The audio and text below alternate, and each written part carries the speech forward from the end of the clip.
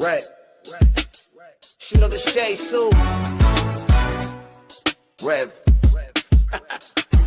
Yo, Wayne write the skits, he produced the scene, but Shay bring the talk that's slick and mean. He got characters, drama, chaos on deck, but Shay the one breaking down every little speck. She spot the shade, the smirks, the fakes, catch the punchlines and the subtle mistakes. She the voice of the couch, the fam on the phone, like, did you see what just happened when he left her alone? Shay stay talking, she break it all down, from the messy to the funny. She wear that crown, skits by Wayne, but the show start here. When Shay react, you gon' laugh or tear. Ooh, it's the Shay Stuck wave. She real, she raw, she bold, she brave. Kountry Wayne built it, but Shay made it pop. Now hit that play and don't you stop. She ain't here just watching, she co-hosting from the sideline, talking over clips like it's game time. Characters wild, but Shay got control. She pause, rewind, then snatch they soul. No script in her voice, just truth and wit. Like, why is girl acting like she ain't seen that chick? She roast, she laugh, she bring the fire. Shay turn a 5-minute skit to an all-day wire. She stay talking, she break it all down, from the messy to the funny. She wear that crown, skits by Wayne, but the show start here. When Shay react, you gon' laugh or tear. Oh, Shay's the vibe, she the voice of the folks that don't let nothing slide. Kountry Wayne lit it, and Shay got the flame. Now run that back, you know the name. Shout out to Kountry Wayne for cooking up the chaos. But if you want the real breakdown, side out to laugh the truth. You pull up here. This is the Shay's 2 reaction show. No cap, no filter. Just Shay. Shay stay talking, she break it all down, from the messy to the funny. She wear that crown, skits by Wayne, but the show start here. When Shay react, you gon' laugh or tear. Ooh, it's the Shay still vibe, she the voice of the folks that don't let nothing slide. Kountry Wayne lit it, Shay got the flame. Now run that back, you know the name.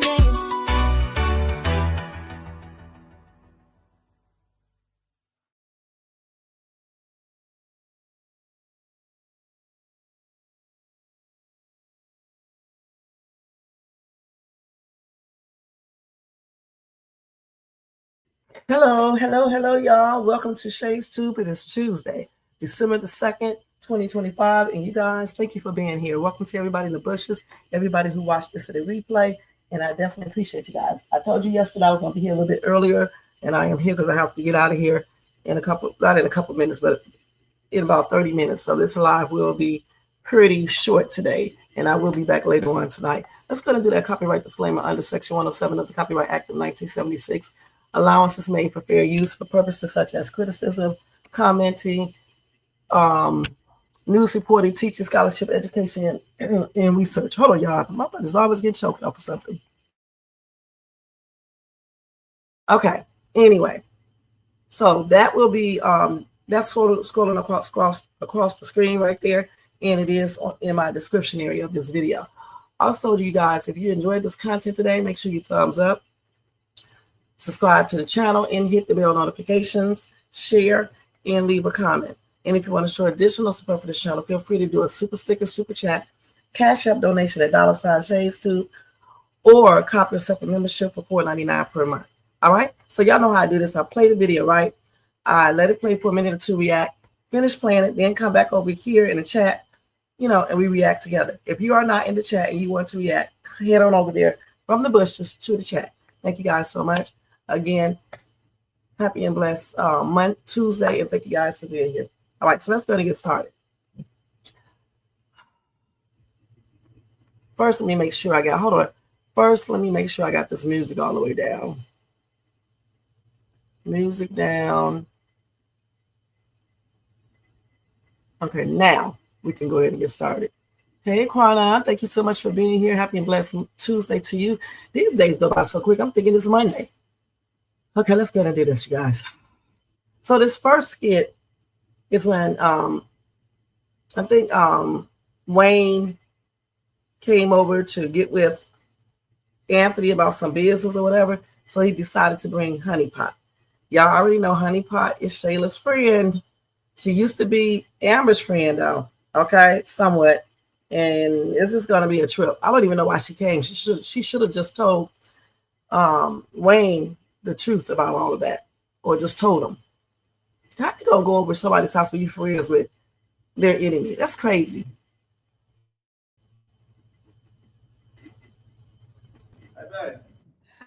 Wayne and Samara are here. Amber! Me and Wayne gonna step out here real quick and chop it up. Sure did. No, you know, Sure. chop it up. Yeah.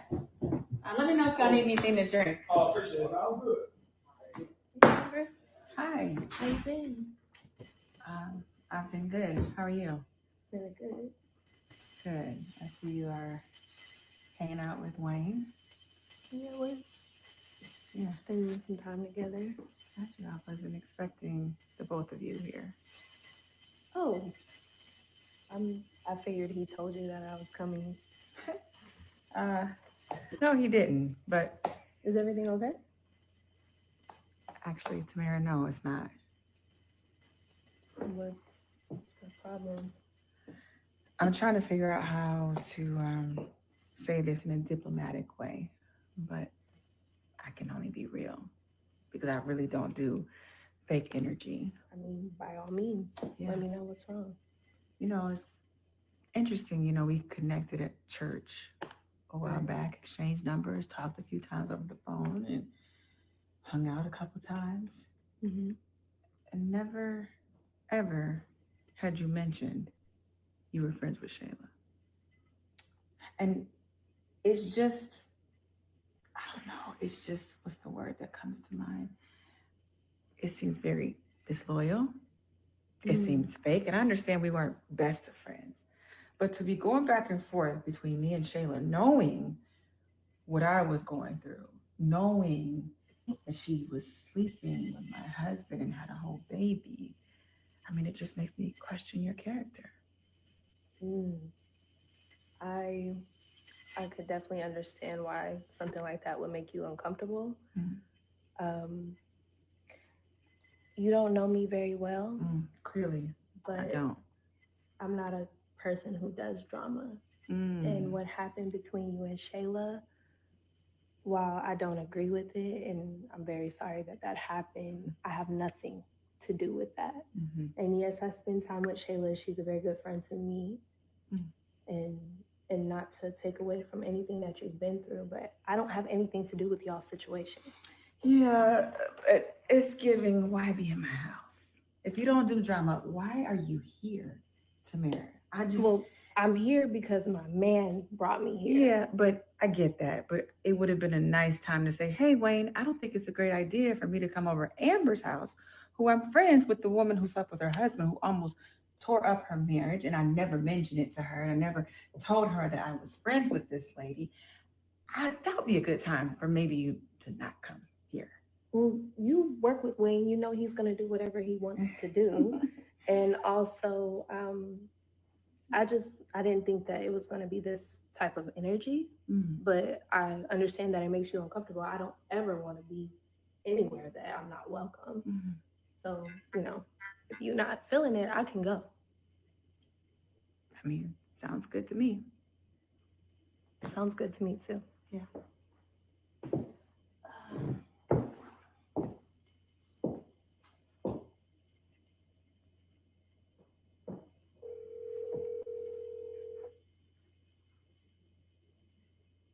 What's up, man? Hey, I didn't want to interrupt y'all conversation, but I'm ready to go. You ready to go? Yeah. I was still hands on. Not you in my house, friends with Shayla. Crazy. Hey, babe.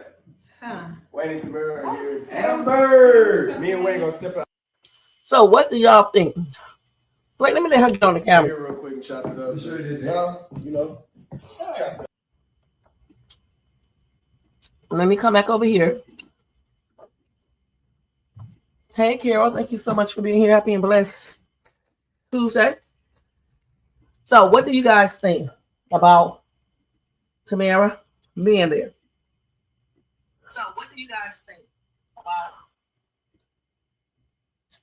Do y'all think it's inappropriate? Or do y'all think Amber overreacted? I honestly don't even know how she feel comfortable even coming, because it's not even the question for me, if it was inappropriate or, you know, Amber overreacted. The thing is, how do you feel comfortable going over someone else's house who you know was into it with your friend? I mean, that's kind of weird. I think I would have told Wayne, if he wanted me to go, I'll just sit in the car and wait.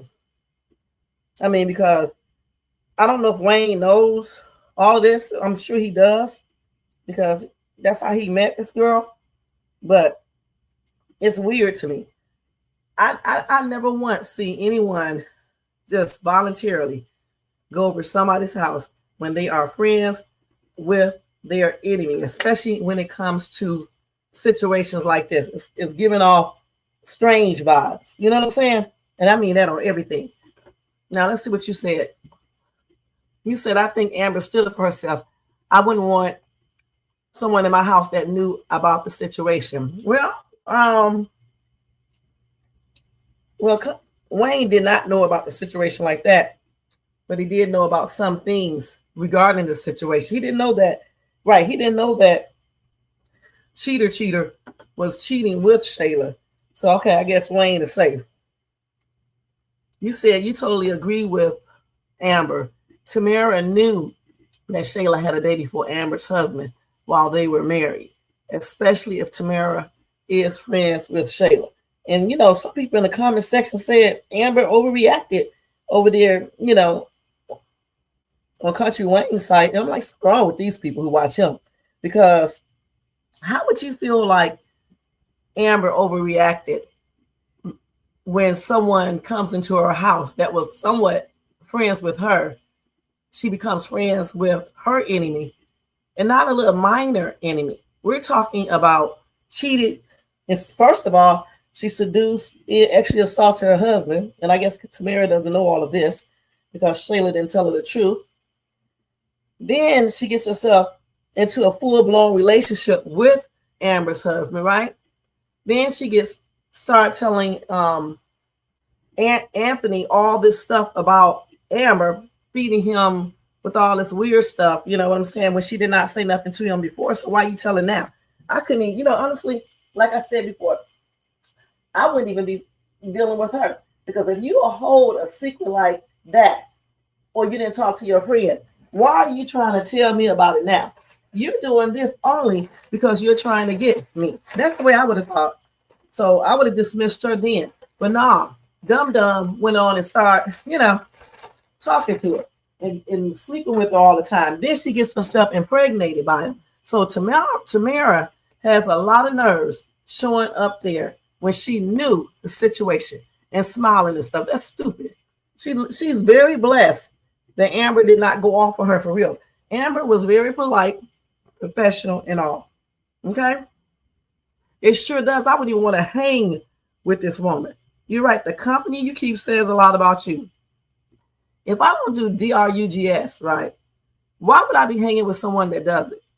If I'm not a cheater, why would I be hanging with people that cheats? You said if that was me, I wouldn't want my faux friend in my house either. Honeypot knew that Shayla had a baby for Amber. Right, Carol. Hey, Eileen, thank you so much for being here. As a young woman, I think Amber is 100% correct to stand 10 toes down. It's her house, a place where Amber has every right to protect. Amber is correct. Hey, Marcus, thank you so much for being here. And I definitely agree with that, because I don't see anything wrong with that. And like I said, I can't believe that can y'all hear me? That a lot of people in Kountry Wayne chat was tripping out, talking about Amber is wrong. Once again, here they go, basing their logic on if they like this person or not. Even if I did not like Amber or Honeypot, I would be saying the same thing, because I actually like Honeypot. You know, I don't have anything against her. You know, but like I said, you cannot be going over people's houses when you know you're friends with the person that slept and seduced and everything else, her husband. That's just plainly crazy. Point blank. Oh my God, I got my watch up to the wrong thing. Sorry. I do that every day, forgetting about that watch. Okay, so now we're going to move on from this, and we're going to go to Honeypot going off on, not really going off, but talking to Wayne about it. And we're going to stay in order with these videos because it's easier, you know, when you do it like that. So let's go ahead. They're talking about when Honeypot aggravates. I don't know where they get these daggone titles. I really don't. She's not aggravating Wayne. She's just talking to him at a weird time. You know what I'm saying? I mean, which is kind of gross. You know, I don't know why anybody would have talked to anybody by the door when they are, you know, using it. That's out. Well, you know, that's too close for me, honey. That's almost like being in the bathroom with somebody when they defecated. I don't want to be in the bathroom with your nasty butt and smelling you and stuff. It's out. So she up there talking to Wayne while he's in there using the bathroom, and that's really just disgusting to me, honey. And he talking about he's straining or some stuff. If you're a vegetarian, why are you straining? He probably was joking though. I don't even know why she wanted to. She could have waited till he came out the restroom, man. Because what? Stop. Make sure you wash his nasty hands really good. You need to wash them. Wash them. I mean, very well. Understand. That was so rude. Talk about it in the car though. Can we just? No, but you're not hearing me. Because how you mad at me? You forgave your husband. I don't have nothing to do with that situation. I met Shayla after the fact. I understand, but she probably just mad because you and Shayla. That's some women stuff, but right now is not the time. No. It is the time because I feel like you weren't even listening to me. You took forever to come out to the car. Listen, do you understand what's going on right now? I do understand what's going on. I need you to listen to me. That was so rude. I mean, do you feel where I'm coming from? You get what I'm coming. You get what's coming out. Please, come on, honey. Really? Right now. We talking about it all in the car ride. You gonna really follow me in here? Come on, man. I mean, your ears don't work. My ear, I can't. When you strain, you can't hear it. It's like a humming sound. It's like an old TV in my head right now. You don't understand? No, I need you to tell me you understand where I'm coming from, though. Because you gonna call me two-faced. Well, I'm gonna. You know what? I ain't never. Every time, can you please stop talking? I can't concentrate. You all right? Concentrate and constipate around with each other. Stop. Can we talk? We don't talk about it, okay? I don't want to talk about it no more. But I want to talk about it. Hey, you weren't in there. Do you think it's a good time to talk about it? Yes. You really do? Yeah. Wow. I think this is as good as time as ever. That's bothering you that much that you got to come in here and talk about yes, it? Yes, it is. If you was in the well, how about this? How about that? Wait, stop. Oh, don't act like that. So you what did you eat? You're vegan, isn't it? So you act stop, like please. Stop fanning the door. Wait, stop. You really gonna be extra like that? So I might be about to go up that Honeypot for real. So you really gonna act like you about to do it right now? Yeah. I can't hear you. My nose. You know you're wait, please close the door. Okay, you win. You win. I'm done. You are a comedian. Please close the door. I'm not talking about it. I promise. You win. I'm about to throw up. Hey, so you know what? Let me tell you something. So you really gonna act like it's like that? Huh? Well, whatever you do, like I told you, whatever going on whatever, I don't got nothing to do with that. And right now is a bad time to talk to me, don't you think? Mm-hmm. Huh? Mm-hmm. So you really gonna close? You know what? I can't. You wait. You really gonna close? So you really gonna close the door like that? Close the door. I promise. I'm done talking about it. If you close the door, I'm done. You wait. Close the door, please. Wait, no. Just close the door, please. You got it. No, I'm gonna see real love. Please. I feel like I'm being tortured. So yeah, like you about to cry, like I really stink like that. Something is dying. For real. Hey, Samara. Okay, you wait. You really gonna act like that? Huh? Come step into my office. Huh? Samara. Now you want to talk? Let's talk. Understand. Yeah. That was so rude. We talk about it in the car though. Can we just? No, but you're not hearing me. Because how you mad at me? You forgave your husband. I don't have nothing to do with that situation. I met Shayla after the fact. Because you forgave your husband. Okay, it doesn't mean she wants to be dealing with your ass. Okay, because you're not her husband. Point blank. Hey, Sharon and Gigi, thank you guys for being here. Happy and blessed Tuesday. You're not her husband. All right. And the thing is, I wouldn't want her around in my house either, because what type of friend are you to be sitting over here, dealing with the person who responsible for my marriage having all these problems. Okay, so I don't blame Amber. I don't know why Honeypot was up there trying to talk to this man while he was using the restroom. I'm glad he opened the door because that's nasty. I don't understand. I mean, one time this dude I was dating talking about if he needed to talk to him, he would come in the restroom with me while I'm, using the bathroom. I said, no, you won't. Okay, all the years I've been married, I didn't never let my husband he didn't want to. What mean let? He didn't want to come in no bathroom with me when I'm using the bathroom. That's nasty. Just like I don't want to go in the bathroom with him. Damn, whatever you got to say can wait until you're done. Who wants to smell your nasty stink butt? That's disgusting. Certain things I think you need to keep it private. You know what I'm saying? Because nobody wants to smell your butt. Okay, period and stuff. So she could have waited, and I don't blame her for opening the door. So now she'll know the next time she won't be coming in there on him. Okay. You said my understanding, Tamara was a Christian type girl, but now she besties with the 304 criminal Shayla, right? How Amber rude. She be talking about Amber with Shayla. She sure does. That's why I won't want her over there. She knew that Shayla had a baby for Amber's husband while they were married, and she still chose to be friends with Shayla. Tamara knew Amber from church prior, so she fake. She sure is. Hey, Jermaine, thank you for being here. Okay, so it is what it is. She shouldn't have been there. Okay, point blank. Okay, I don't know what these people in these other comment sections be talking about, but these are the same people who says that it's all Bethany's fault, regarding their marriage. And I am so glad regarding that Bethany's mom and dad told her, but ask her, did she ever consider going to counseling? Because all these damn marriage counselors in the comment sections don't know what they be talking about. You don't blame just one person unless you know for sure one person did everything. So I'm glad, it's my phone, that they suggested that to her, as they should have. I left my phone here, y'all. I had to bring it back in here. Hold on. I left it in the bathroom because I was in there getting ready. We're doing 50,000 things at one time. Hold on, I got to get the next skit. So now the next skit, you guys, because I have to hurry up. What time is it? This time go by so quick, man. I don't know how anybody do skits in 30 minutes. Okay, now we're going to go to Bethany crazy self. So Natasha was over, right? I think I didn't even get the damn title. Why do I be doing this like this and I never had a title to stuff? Let me see.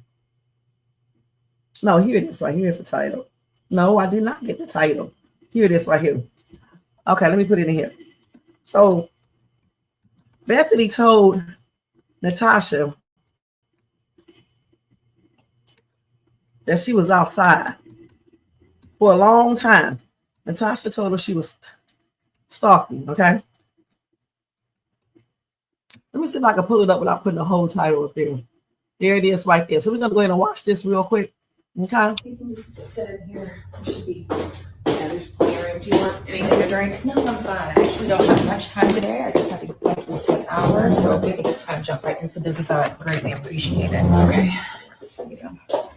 All right, so you did mention to me character witnesses the last time we met, so I feel it's best that we go ahead and create a list of character witnesses of our own. Okay. All right, so we're gonna line up a few. Let's start with your mom. I don't know. Wait, don't you want to know how it went? How what? Me going over to the apartment to talk to Larry to try and find him. Not really, but okay. Okay, how did it go, Bethany? Well, he wasn't over there. I went over there, and like I said, when I was on the phone with you, Brooke and Isaiah were there, and I was sitting in the car and kind of watched them. But they were talking in the driveway parking lot area, but I never really saw Larry or Shara, and so. So if you never really saw Larry or Shara when you got off the phone with me, you were supposed to leave. Why am I hearing that you observed? Well, I wanted to see how Brooke was doing, and then I wanted to see if Larry drove up, but his car wasn't there. And then there's y'all. She almost said Laurie. Did y'all catch that? She almost said Laurie. It's rubbing off for everybody, honey. Larry. She almost said she called herself. Limited parking spots. And then sometimes he's in and out and I didn't know what was going on. So, I mean, I wasn't sure where he was really, to be honest. So So there it is. You weren't sure where he was really when you did not see him there. That's discovery. Then you should have left. But That's stalking. No, stalking. I know I would have had to go multiple times because I think I've looked that up before to make sure. But no, I sat in my car for a while and I just kind of watched, Brooke and Isaiah and to see that she was okay and everything seemed to be fine, and then I talked to a neighbor and asked him if he had seen, Larry, come in and out. And he said that he had seen him drive in and out before, but he, hadn't seen him in a little while. And so, but I gave him my number and told him that, or he gave me his number so that I could contact him and he could let me know when Larry was there. But, hopefully I'll find out when he's there, but I never got to talk to him. So you never got to talk to him because he was not there. I did not give you that instruction. I said, go to her house and get your man. That means if he was in fact there, then you were to knock on the door. Once you saw that he was there, you were to ask him to come outside of the building and speak to him. You did not do that. You did everything else, which does seem like stalking. Well, I mean, I sat in the car and then I laid my seat back and I saw Isaiah and Brooke come out. And so I laid my seat back because I don't know. I got nervous. Okay, Natasha, I got nervous. Like I said, when I was on the phone with you, I was nervous. There was so much going on. And I just felt like it was the best thing to sit there and just observe them before I drove off. And I never got out of the car except to talk to the neighbor. And then Brooke never even saw me, I don't think. So what you did is you just created an eyewitness that you were there and someone else's home. I don't know. He seemed very nice and cooperative. And I don't think that that's the case. I mean, he was very nice to me. I was nice to him. I told him I would maybe give him a little cash if he could tell me when. That's bribing. What are you doing, Bethany? Like you're doing. No, stop. Time. This is not what you were advised to do. I said, go get your husband. Well, I was trying to find my husband, and that's what I knew to do. When you did not see him, you were to come home. Well, I did eventually. I did. Okay. That's what I did. I did. I laid in my car for a little bit. And when Brooke and Isaiah walked past my car, after I talked to the neighbor, I left. I drove off. So, what do you expect me to do? And then I called Brooke because I wanted to find out if I could find what hotel he was staying at because I needed to know that. And she didn't tell me because she didn't know. And then Larry called me and he freaked out and snapped on me, called me on three-way with Brooke on the phone, and he flipped out. So I don't think any of it would have done any good anyway with me going over there. Okay, if he would have found out, I think it would have just blown the situation up even more. Okay, I did what I thought was right according to what advice you gave me. Maybe you should just pray going forward. I prayed. That's not what I advised. I prayed last night. I did. I prayed so much last night that I think God was putting me on mute. Okay. Okay, let's just go back to the business at hand. All right. So, well, what am I supposed to do? Not that, Bethany. No one instructed you to do that. Okay. Now you just gave me 18 steps of something that I told you not to do, and now you want to say that I advised you to go over there and sit in your car and drop the seat back and say something to the kids and say something to the neighbor, and you're asking about his whereabouts. This is too much. Okay, Natasha. I thought I really. Okay, I don't know. I panicked. Okay, That's what it sounds like. Okay, well, there's the first step. You panicked, and that you were not supposed to do. Okay. Now let's get this list going. All right. So you said no to him? No, absolutely not. We don't. You can just sit in here. There should be. Yeah, there's plenty of room. Do you want anything to drink? No, I'm fine. I actually don't have much time today. I just have to get back this to an hour. So if we can just kind of jump right into business, I would greatly appreciate it. Okay. All right. So you did mention to me character witnesses the last time we met. So I feel it's best that we go ahead and create a list of character witnesses of our own. Okay. All right. So we're going to line up a few. Let's start with your mom. I don't. Wait. Don't you want to know how it went? Let's get her. What? Let me get her eyes. Me going over to the apartment to talk to Larry to try and find him. Not really, but okay. Okay, how did it go, Bethany? Well, he wasn't over there. I went over there and like I said, when I was on the phone with you, Brooke and Isaiah were there and I was sitting in the car and kind of watched them. But, they were talking in the, the driveway parking lot area. but I never really saw Larry or Shara. And so if you never really saw Larry or Shara when you got off the phone with me, you were supposed to leave. Why am I hearing that you observed? Well, I wanted to see how Brooke was doing, and then I wanted to see if Larry drove up, but his car wasn't there. And then there's, limited parking spots, and then sometimes he's in and out, and I didn't know what was going on. So, I wasn't sure where he was really, to be honest. So So there it is. You weren't sure where he was really when you did not see him there. That's discovery. Then you should have left. But That's stalking. No, stalking. I know I would have had to go multiple times because I think I've looked that up before to make sure. But I wanted her to get her I sat in my car for a while and I just kind of watched, Brooke and Isaiah and to see that she was okay and everything seemed to be fine, and then I talked to a neighbor and asked him if he had seen, There you go. I was waiting on that the whole time, y'all. And Jermaine, I think I sent you a picture like that to put it up there. Hey, Shakia, thank you so much for being here. Oh God, what she's doing, she's not telling it the way she really knows it. Okay, she did lie, yeah, because she told. Hold on. She did lie, Shakira, about Brooke, what she told Brooke, because she did tell Brooke she misplaced the paper with the name of the hotel on it. Remember she said that? So she did do that, and she knows that's stalking, sitting there all that time. She's trying to play like she doesn't know that. Anybody knows that's stalking, however, as long as he doesn't know, who's gonna know? Unless she runs around and tells everybody, you know what I'm saying? So it is what it is. And when Natasha tells this Looney Tunes woman stuff, she needs to definitely go into details. Because people like Bethany, even if she knows the truth, she's gonna say it in a way. She reminds me of somebody. Say it in a way. She basically, I don't know what you call it, but she makes it seem like you told her a certain thing or she understood it to be that way. In reality, she knows. Okay. She reminds me of somebody who used to do that to me all the time. I would tell him certain things and he would act like he would say it differently.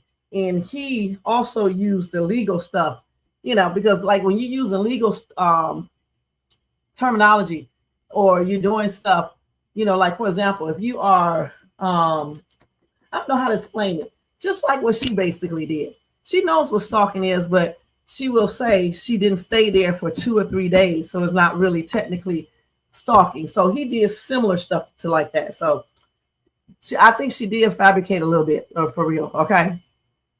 She told Natasha she did what she told her to do. And Natasha said, I didn't do that. I'm talking about her going over there. Yeah. She told the truth about that, but she lied, about Bethany. I'm not Bethany, Brooke stuff. I don't know if she told her about Brooke because I was in there. I forgot what she said. Bethany is just a lot. Bethany, it's just a lot going on in your brain. You haven't fused with your husband or your stepdaughter in days, and it's eating you alive. Look at Natasha's eyes. Them eyes tripped me out. That's why I had to get it. But again, I think Bethany has the right to go try to find her husband. Don't get me wrong. All right. But, as long as she don't get out the car and do the most, I think it's okay as long as they don't see her. Because, how many times have we rode past our boyfriend's house to see if he's home, stood out there and waited and things like that? Well, y'all got to be realistic. Stop being in the twilight zone. I know majority of people have done something similar or something that constitutes stalking. I do not agree with Natasha when she said knock on the door, though. You don't tell somebody to knock on an ex door when they don't get along. Okay. So to me, I do not agree with that right there. I think she should have did just what she did. Sit outside, because if she would have knocked on that door, good and well, it would have went down. And especially in real life. Okay? Now, I don't know. I'm not a psychiatrist. I do not know. Anybody would be paranoid if their husband walked out, okay, and left, and the daughter's gone too.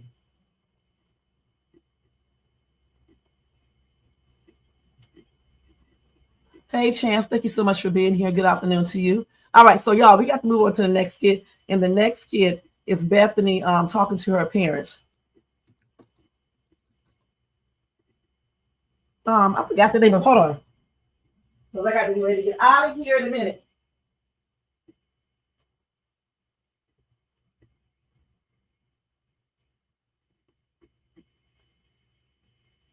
So I don't think she's schizo though.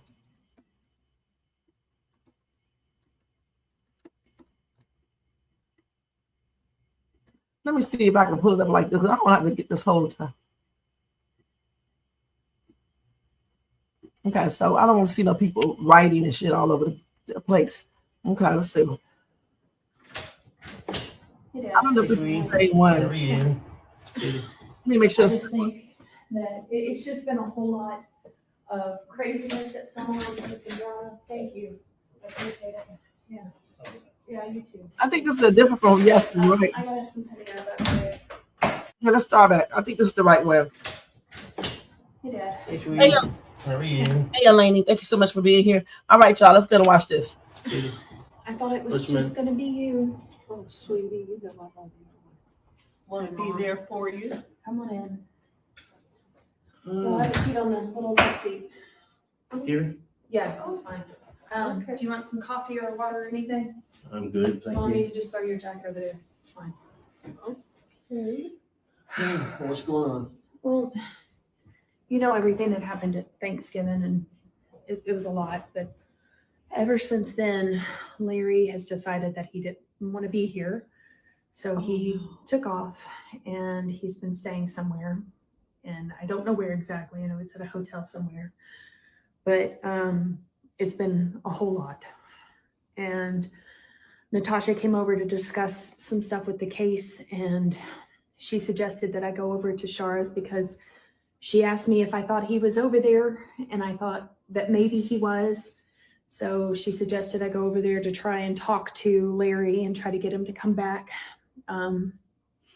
So I did that, and I just, hold on, let me check the door, but I just think that it's just been a whole lot of craziness that's gone on with some drama. Thank you. I appreciate it. Yeah. Yeah, you too. Thanks. But I got us some panini back there. But it's just been a whole lot of drama because with everything that happened,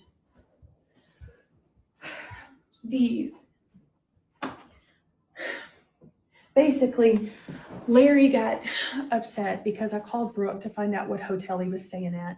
And I lied to her. And I told her that I needed to know where he was staying because I misplaced the information that I wrote down. And I didn't do that. And I really did lie to her. But I was panicking because I hadn't heard from him. And then I thought that maybe he was When was the last time you talked to him? Not too long ago, but it's still, he was so mad. He called me on three-way with Brooke and chewed me out because he was so mad that I brought Brooke into the situation. But I really didn't know what to do. And I know y'all have been married forever. Right. And okay. I wanted your advice. It seems that way. And listen, communication is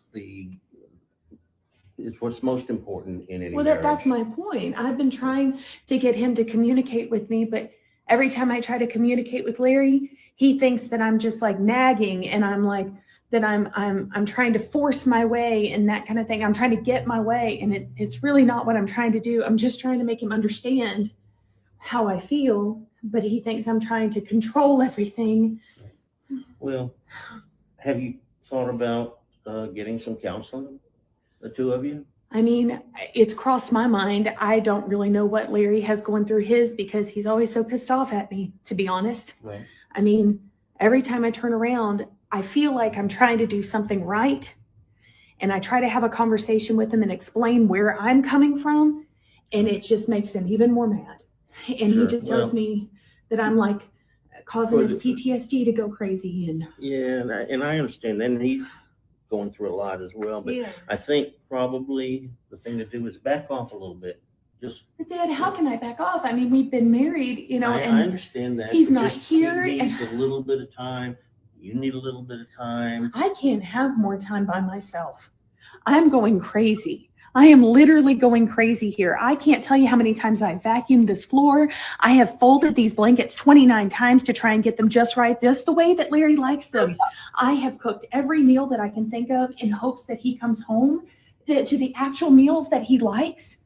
I even called him and told him I made the chicken chili that he really likes, and he was like, no, I don't want that. You know, I don't want that. Okay. You know, Well, I can't win for lose, you know. The situation's too raw right now. It's the hardest thing to do, to step back and take a breath. That's what both of you need to do. yeah, if you keep poking at the sore, it's just going to get sore. Yeah. And I know this sounds like we're indifferent. That's not the case. I just need you to calm down. Give Larry a little bit of time. I'm not saying a week or something. You know, give him a little bit of time, and just approach it where you're not so desperate. Yeah. I mean, But I am desperate. I understand. But That's the problem, is I am desperate. I'm trying my best not to argue, and we haven't really argued and we haven't really fought, but I guess, I don't know. well, I think I'll have that water now. If it's still available. Yeah. Okay. We all come on in here. Just some water or something. You want a coffee, Mom? Or I don't know. Water's fine, sweetheart. I'm just so Okay, let me put my hat on. I'll be right back. Then I'll come back. How are you? I thought it was What's just gonna be you. Oh, sweetie, you know I love you. Want to be there for you? Come on in. You'll have a seat on the little left seat. Here? Yeah, that's fine. Do you want some coffee or water So- or anything? I'm good, thank Mommy, you. I definitely agree with this woman's dad.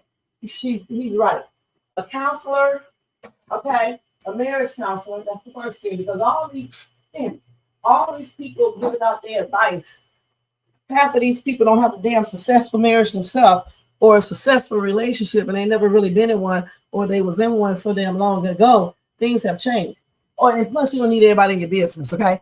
Next, I told y'all before, she needs to leave this dude alone, stop going over there chasing him and things like that. Because when you act desperate, and I hate to say it, some people really take advantage of that subconsciously. Some people do it consciously. Don't never let a man think you are desperate, or a woman, for real, but definitely don't let a man think you desperate. The thing is, he is part of the problem. He is not totally innocent. When you are running over there chasing him, trying to find him, it makes him think that he's 100% right when he wasn't. Okay, all of them were wrong, and Shara needs to stay out of their damn business. Okay, I didn't even agree with the fact when Shara hung up that phone and went off and things like that, which is plainly ridiculous. What she should have done is took the phone and asked Bethany, "What are you doing?" That's what grown women do. Okay, women about their life. That's what we do. We will get that phone. I'm not gonna snatch it. I'm gonna say, Brooke, let me see the phone real quick. Bethany, why are you calling Brooke asking about Larry? Call Larry up, girl. What's wrong with you? Call him up. Do not put Brooke in this. That's all she had to say. All right. She didn't even have to call Larry up and tell him, but if she wanted to, she could have, but she didn't have to, because she would have already checked the situation. All right. And because we already know Brooke is going to tell her dad. That's stupid. Why get yourself involved in some marital stuff? And all the people who said she should have did that, y'all are nuts, because there is no way that a woman from the outside, ex-wife, should be included in this conversation. All she needs to be worried about is her daggone daughter, and that's it. And that's on everything. Not talking to Larry about a grown-ass woman, when she just should have confronted her over the phone, and since she's so damn about that life, all right, on everything. That's what she should have did. I'm not like Shara. I'm just going to let y'all know that I don't like her, all right, because she does not want Larry, but she does not want to see this white woman with her husband. The thing is, let me say this again. Let me stress it real good and real slow. She is the one who effed up her marriage relationship. She chose to cheat, okay, and get herself in trouble. She is the one who got out of jail and didn't come back until this girl is almost 17. So how in the hell is anyone agreeing with this woman? If anything, you just need to say that this dude needs to just separate from or divorce Bethany and be done with it. Not go around here and encourage and promote and advocate him cheating. Okay, that's crazy. Or going back to a woman who he divorced in the first place, who probably messed with his PTSD and everything else. That's crazy as hell, and that's on everything. Period. So again, I hope she listens to her mom, well, her dad, okay, and does what he say do. Okay, you do not have to chase a man. You're not gonna make him come back home or force him to come back home or talk him into coming back home. Girl, do you go to work, clean up your house, do you? And if it's meant to be, you guys will get back together and y'all go to counseling and stop telling every damn body in ATL about your business, including Natasha. Because Natasha's not there to be your marriage counselor. She's there to be your lawyer on everything. And take it from a person who's been married for 20 some years. You cannot be doing that. I used to tell my mom everything and my sister, just don't do that. And grown kids, don't do that. Don't put kids, I don't even care if they're grown, into your marital business. Because when you and your husband get back friends again and be on the same page, they're still going to have those same opinions, okay? Especially friends who really don't know a damn thing what's going on in your life, period. Okay, now, and as far as her being schizo, I don't believe Bethany has no schizo. I think Bethany has childhood issues growing up with her mom and all that type of stuff. They raised her, okay? Don't ever forget that. All right, let's go ahead and look down here.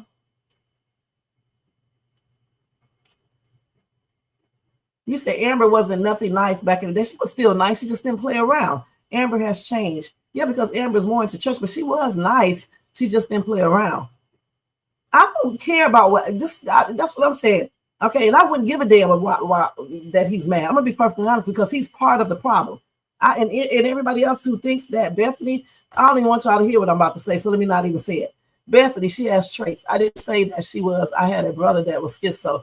They imagine things that, well, no, that's not, listen, that doesn't mean that she has traits of being a schizo. If you're not a psychiatrist or psychologist and you didn't examine her, how would you know that? Okay. I have a friend that's schizo, and they do not act nothing alike a dude that I was talking to. Okay. They don't act anything alike. All right. The reason why she imagined things that are not there is because Larry is making her think that if your husband is buying his ex-woman, wife, a couch, giving her money, taking up for her, defending her at every damn point of every day on time you can even imagine. If he's what else did he do? Running to her aid, just doing the most. You would imagine stuff too.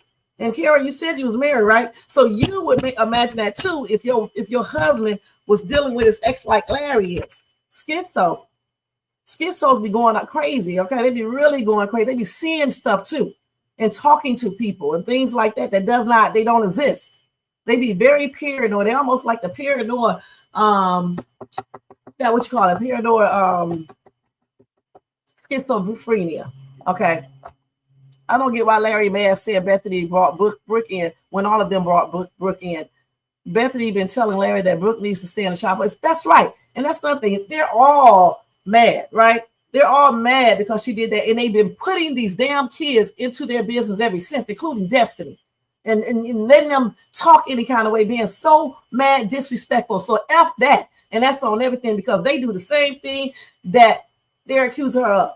They better be glad this chick is not like me, because y'all will really be saying, ooh, and be laughing. Okay, because I would tell them completely off. And if the marriage is over, it'll be over. All right, point blank. Because I'm not going to lick nobody's butt and you're going to blame me for every damn thing. Forget that. When you are part of the problem, please. Right, this is a skit.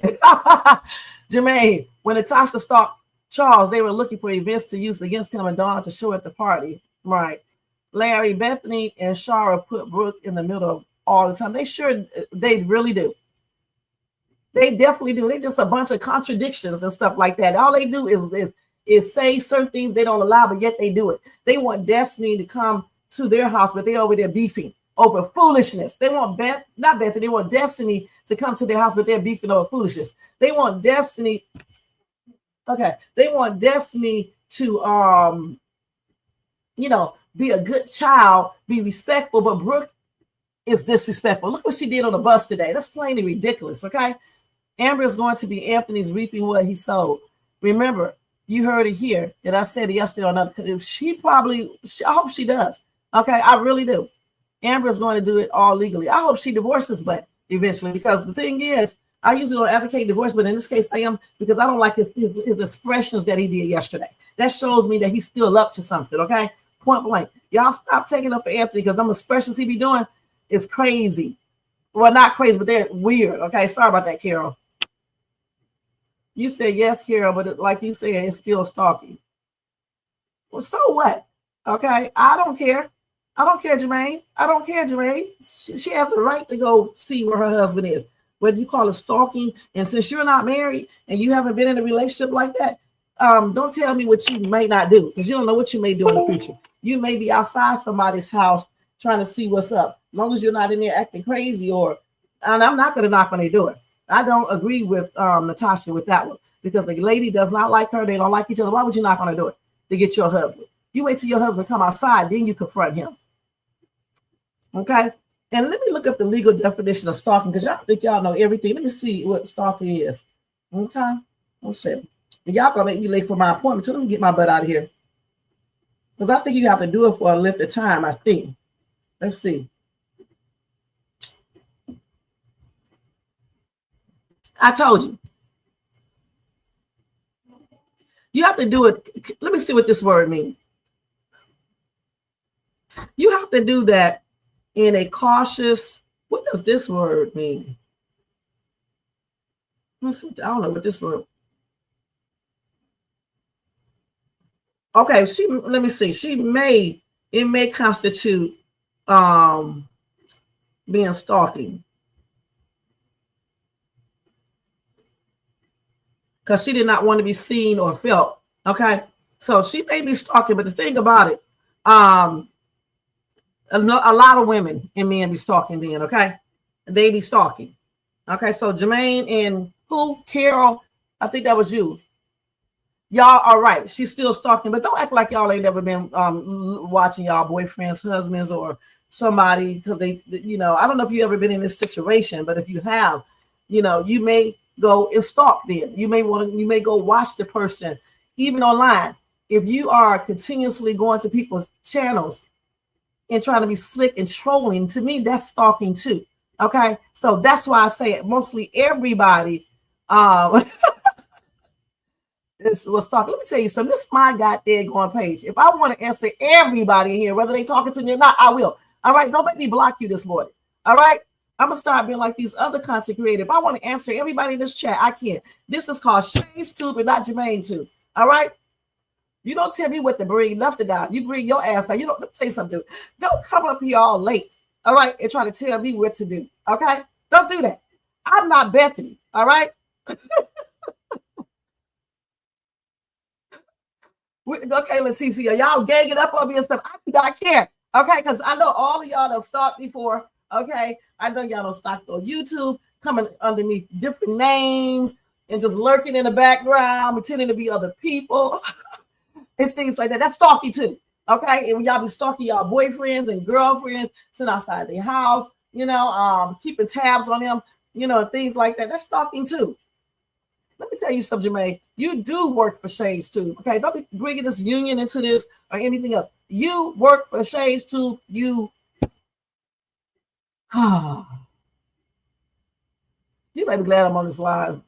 Okay, you better be glad, dude. Okay, y'all sitting up here trying to be all technical. That's stalking. That's this. Like you guys ain't never stalked before. Like you ain't never, even when you was little or whatever, teenager, your boyfriend, you think your boyfriend got a girl over there. He talks to the girl. You sit outside his house in your car. You do it with your husband or whomever, with your friend. Or anything. Marcus, you know you done stalk. You stalking right now, Marcus.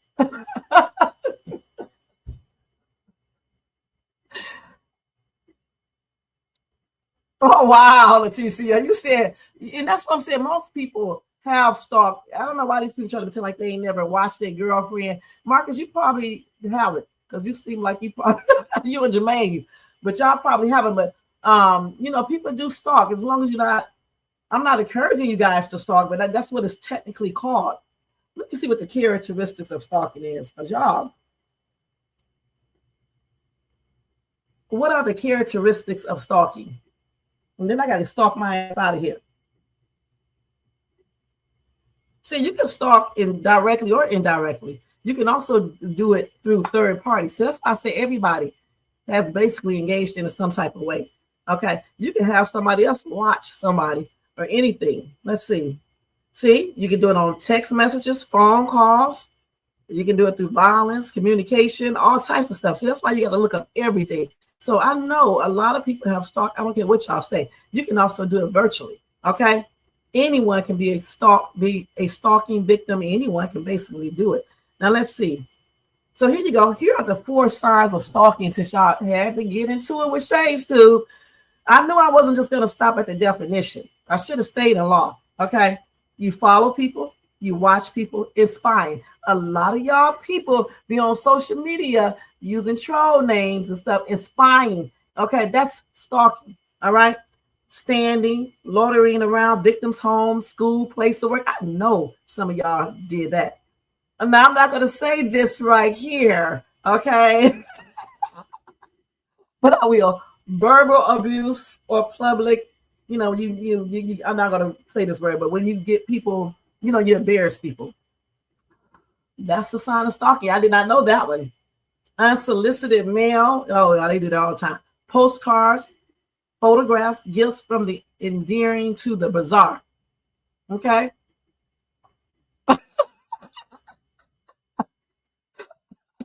Jermaine, keep on calling me a buzzer here. I'm going to fly my ass out there where you live at and do something. Okay. I'm so silly, y'all. Jermaine gonna make me pimp some back here for real. Out of everybody in this chat, he's gonna make me hit him tonight.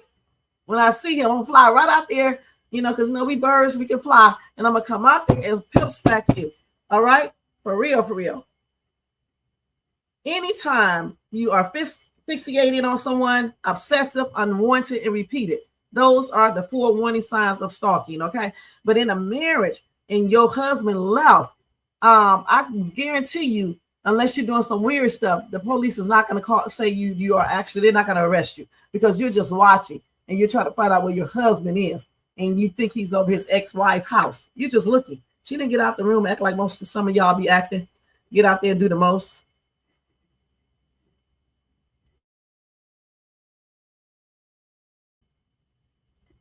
And they also got this keyword in here, repeated. Okay, see, that's why when y'all be doing stuff and looking up stuff, you have to look it up completely. Repeated, unwanted in or repeated. Okay, now I don't think Larry wanted her over there, so there you go. But she does not need to do it again. Okay.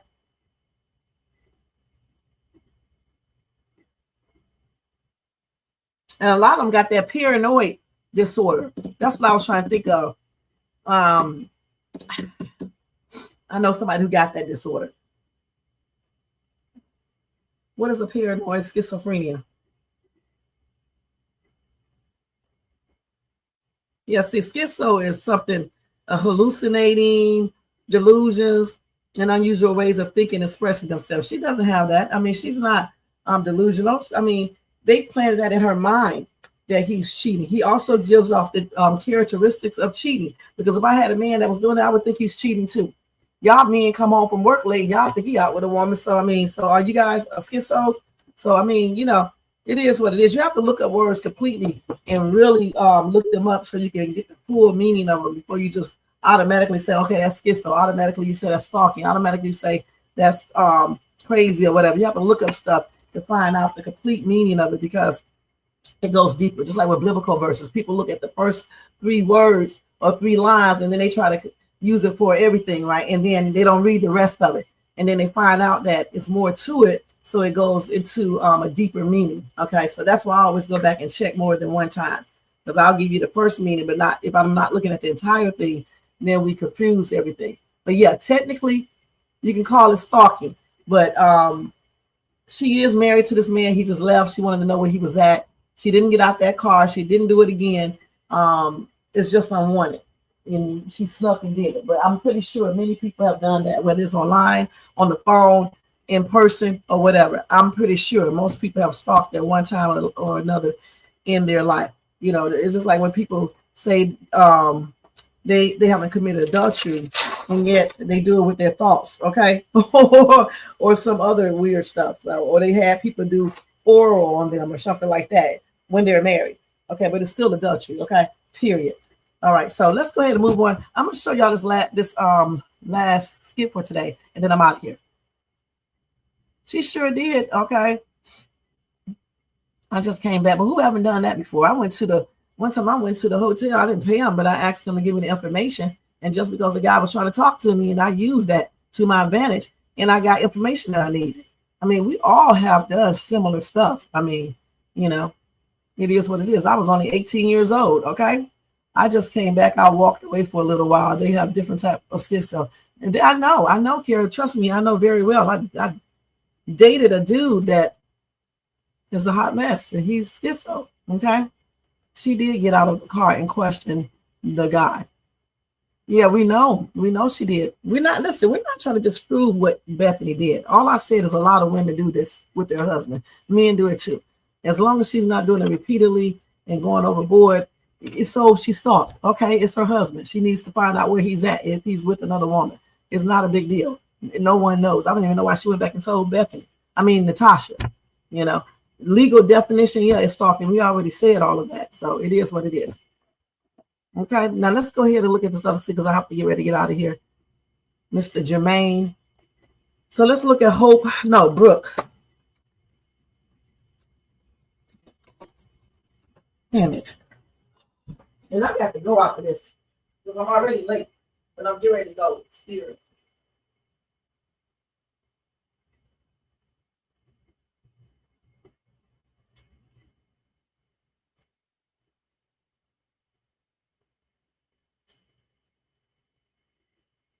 Look on spoon. The destiny is coming over us. Okay. Just like this is a hot mess. Look.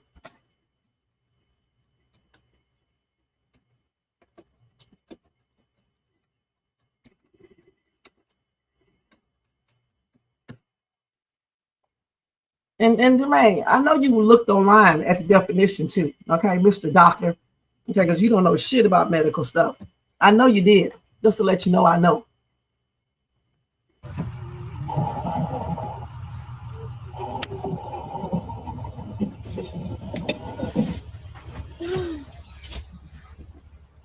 Hey guys.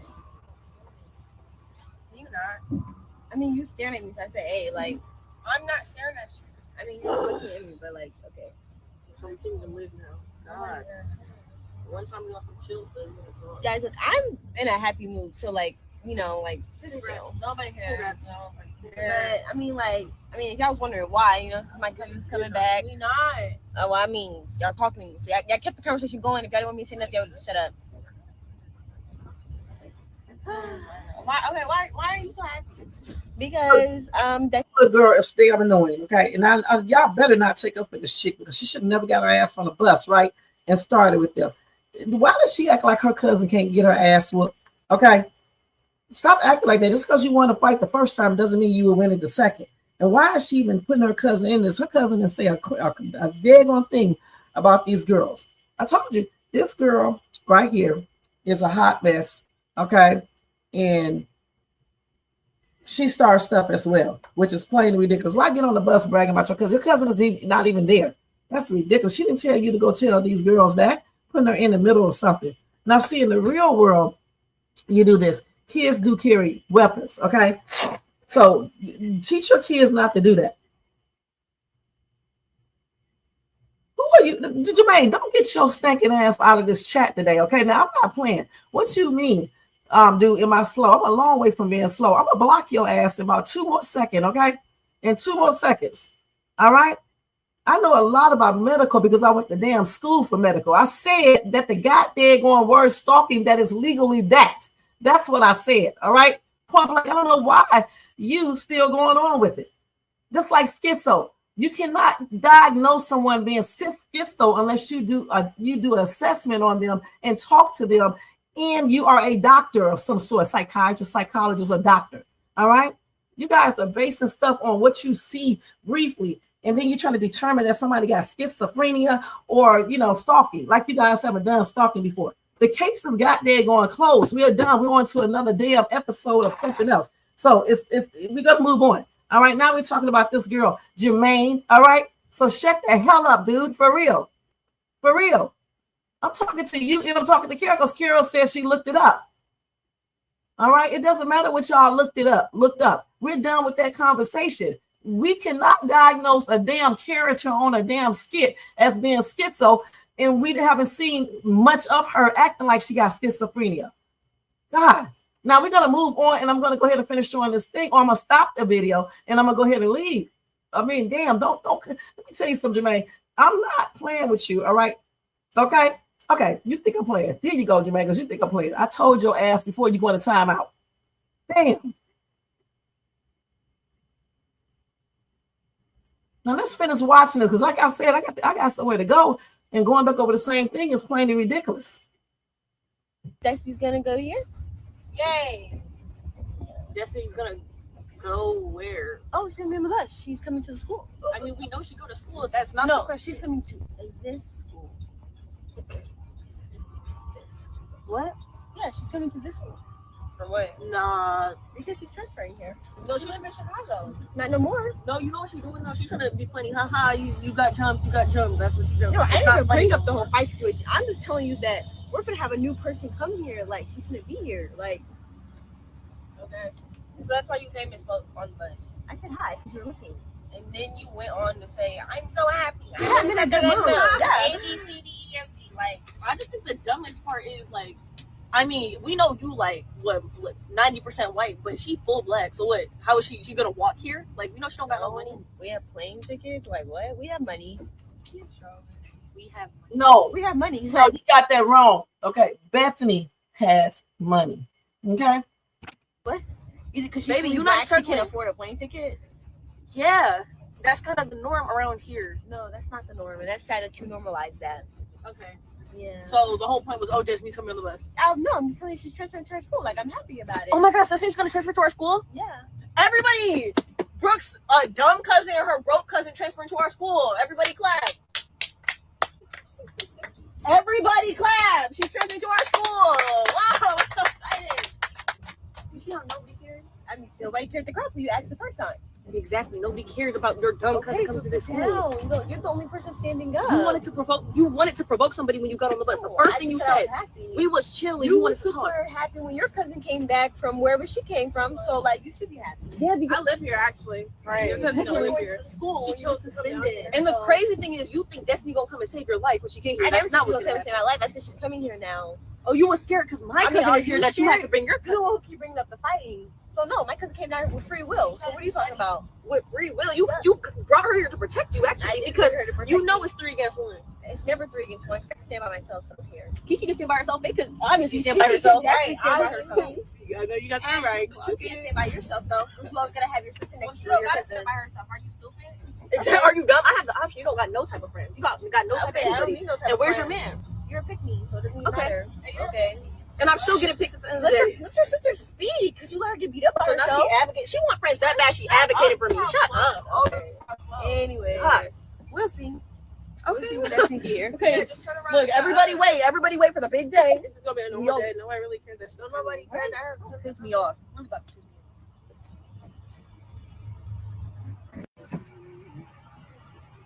me Look at this little ass chick.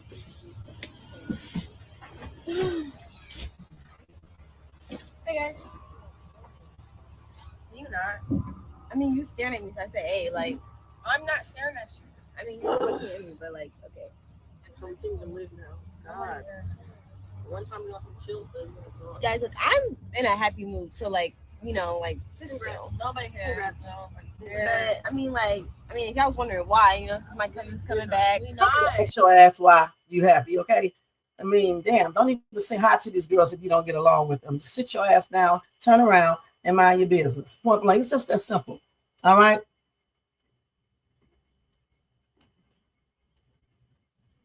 Right. All she does is start mess, and then just, I don't know even why she did that. I guess people in the comment section is going to defend this action. The thing about it, she should have just sat down, turn around. I wouldn't even say, why you saying hi to them? They don't like you. Don't even speak to them. Just turn around and sit down. Then if they start at you, then that's when you go ahead and say, hey, and, you know, I still say don't bring your cousin into it because your cousin didn't tell you to do this. She got her own problems and she's dealing with. She's not even thinking about these girls because she wants to go home. So don't bring that girl into that because in the real world, you do that. These girls will be waiting for her and they may not be waiting for her just with their hands. You see what I'm saying? Because people do carry weapons these days.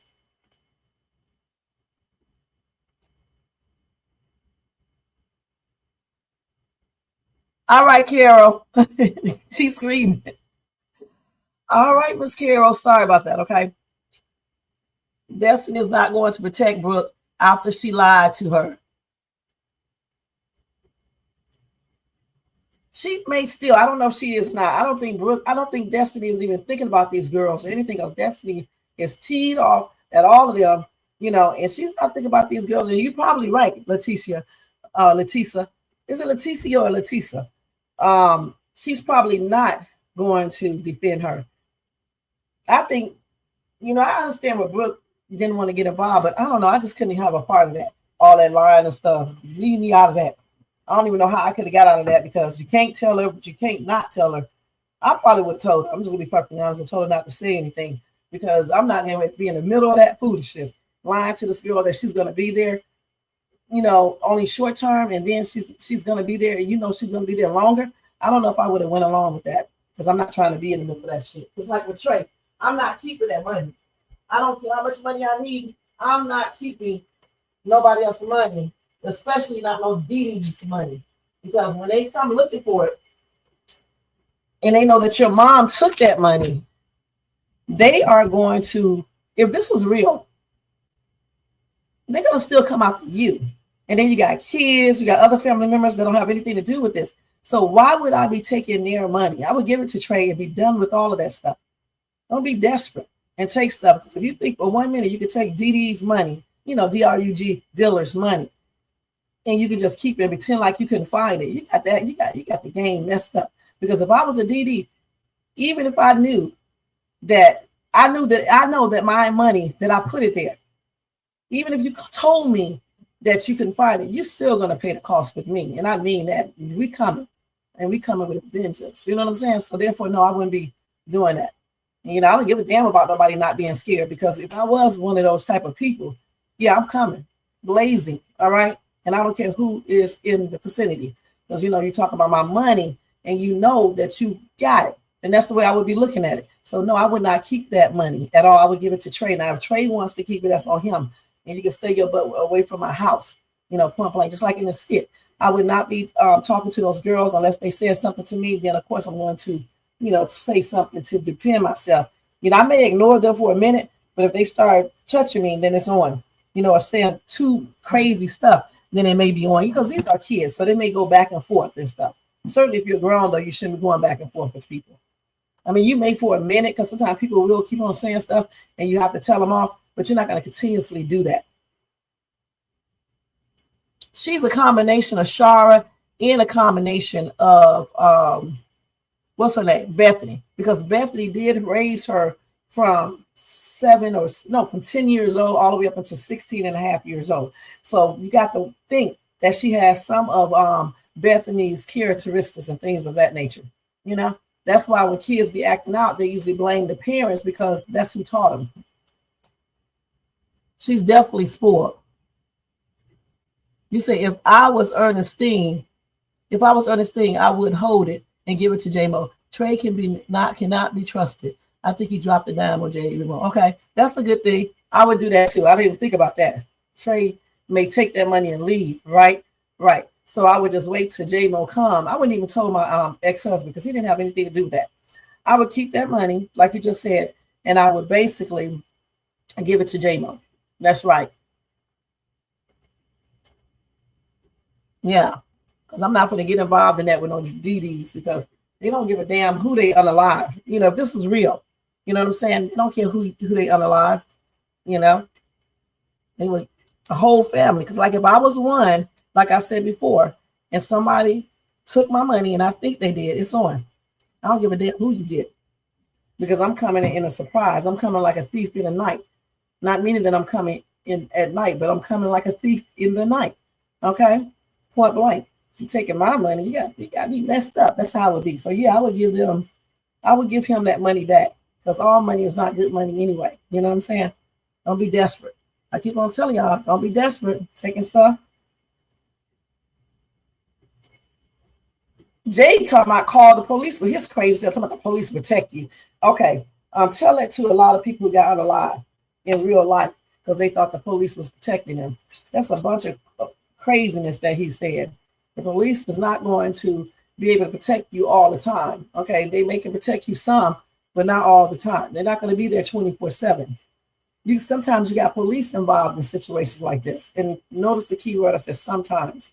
You have, police that are involved in all this stuff too. So I probably wouldn't even be trusting anyone.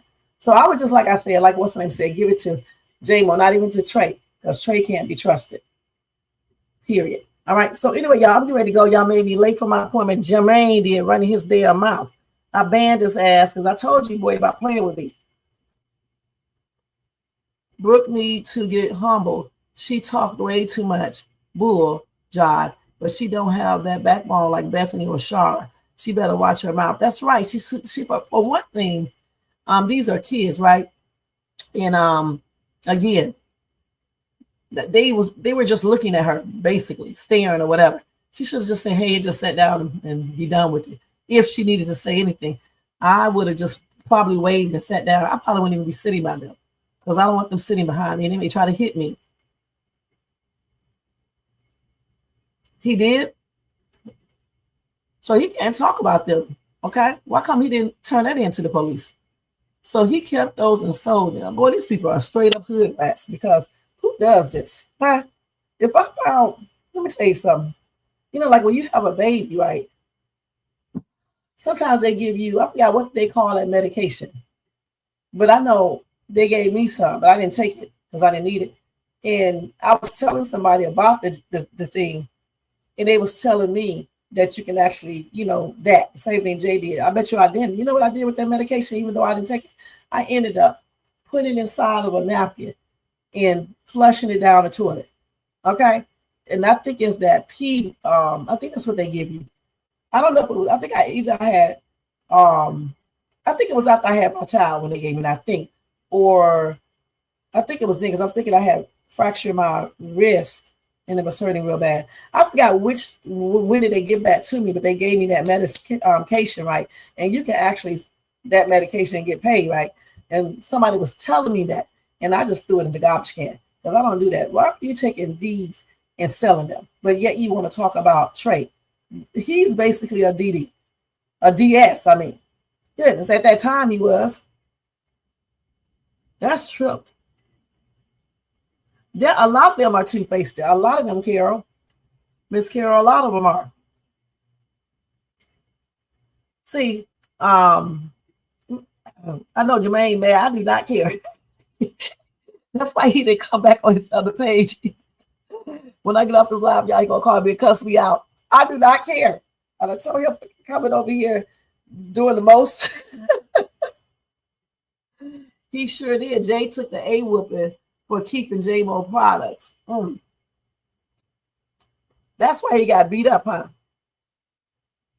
Yeah, but like I said, don't tell somebody else to call the police when you didn't call the police. Like, because I don't know why he thinks that J-Mo won't come out to Ernestine in him if he called the police. That's stupid. Some of these people, these kids be doing weird stuff. I mean, in the real world, a lot of them will be already dealt with. Especially Ernestine them, because most DDs are not going to wait forever for you to get their money. And then J-Mo is incarcerated for whatever reason. If Trey told, he's going to get his too. You can't do that. You cannot do that, in the real world. Just like this girl. In the real world, those girls would already got her. And it would have been a real fight. Just like with Bethany. In the real world, Bethany probably would have got out that car and knocked on their door and asked just her husband there. And then Shara would have got smart and they would have got into a physical altercation. Okay? Now, it depends on how Bethany would have knocked on that door. Okay? That indicates if she would have got arrested, but I don't think she would have because you can knock on the door. All right? As long as you're not knocking on the door with a weapon or going over there like you want to fight. If you bamming on the door, open this door, B, then yeah, you're going to jail. But if you go, hey, Shara, I just want to check to see is what's his name? Laurie over here. And then, you're not going to go to jail for doing that. Now, Shara come out the door. Hell no, he ain't here. B, get your ass in front of my door. Then you just leave, because I mean, what's the point of calling the police? But if Shara come to the door and start threatening you, and you call the police, then it's on. Okay, so it depends on how you go to a person's door. You can't be going bam, bam, bam, bam, bam. Open up the door, B. I know my husband is up in there. I'm gonna y'all up and all this stuff. Then you going to jail. Okay, if she calls the police. Jay is a drunk, and a drunk can't tell me shit. All right, that's what Jay is. He can't tell nobody anything, because it's the first opportunity, he takes his problems and takes his happiness, the happiness he wants. He gets all of that from a bottle. Okay, that's why he got drunk at Thanksgiving dinner. Just be drinking. He got drunk at the Halloween party, and then he got drunk when they went to LA. Come on now. Jay can't be telling nobody anything when he can't control his alcohol. Period. Okay, so let me stop sharing. So this little girl right here should have never went on the bus, even telling these girls anything about her cousin. And because her cousin Destiny is not thinking about them daggone girls at all. She's mad because, you know, she's there. In a real world, Bethany would have been knocked out in the hood talking to those people the way she talks to them. Of course she would have. You know, that money was missing before J-Mo went to jail. I know. Remember, they were looking for it then. So that's why he knows that someone in that house took it. Okay. Or either Ernestine and Trey took it. Okay. That's what he probably thinks now, because he's incarcerated. That's why they beat up Trey. Okay. You said Bethany brought that on herself. She got on Larry's nerves. At least Larry's recognized his problems and left to calm down. At least Larry recognized his problems and left to calm down. I think she did bring a lot of things on herself, but at the same time, Larry encouraged some of these actions as well. Because let me say this again, when Shara came on the scene, you don't do what he did as a husband, okay? You still make your wife feel important, all right? From the get-go, he was doing things, if I remember correctly, all right? You can't go around buying your ex-wife a couch, all right? And y'all know that's not right, okay? You can't do that unless you talk to your wife about it, and then y'all decide together to buy this lady a couch, all right? If your husband go out on the side and sneak and do it, then it looks like, you know, you're doing it because you still want her. Okay, let's keep it real. Just like you cannot offer to fix your ex-wife's car without talking to your current wife. It's just not the right way to do things. Because if you go fix her car on the down low and she finds out, it's going to start an argument. If they go to marriage counseling, you're going to hear them say something similar. And at the same time, Bethany needs to learn how to bow down. Okay, Larry is the head of the household. I've been saying this over and over. I sound like a damn broken record because I've repeated it so many times. Larry is the head of the household. However, that doesn't mean that he doesn't change his ways as well. You cannot make a person feel like you're cheating and then want to exert your power over them because you don't like that they're coming back at you. That's not the way it goes. He should have stayed respectful. And at the same time, Bethany needs to stay respectful. That's why I said it's both of their faults. Okay, both, not just one. It's just not all Bethany. It's not all Larry. It's both. Okay, I'm not even putting Shara into this because Larry brought Shara into that, and then Bethany continues to deal with her. Because me personally, if I don't like someone, I'm dropping your daughter off. I don't need to knock on your door. I don't need to talk to you or anything. That's it. You say hey to me, I'm just say hey and leave it at that. And let my husband know I don't want that woman in our house. And if he cannot respect that, that's the divorce time. Okay? Because when my husband told me he did not want my ex in the house, he can come to get his kids outside. I didn't bring him in the house anyway. Okay? I respected what he said. I did ask him why. And once he told me, I left it at that. I did not agree with him, but I did not do something else. Okay? And at that particular time. And this is the way you do it in marriage. You don't go behind someone's back and do it anyway. Okay? You don't do that.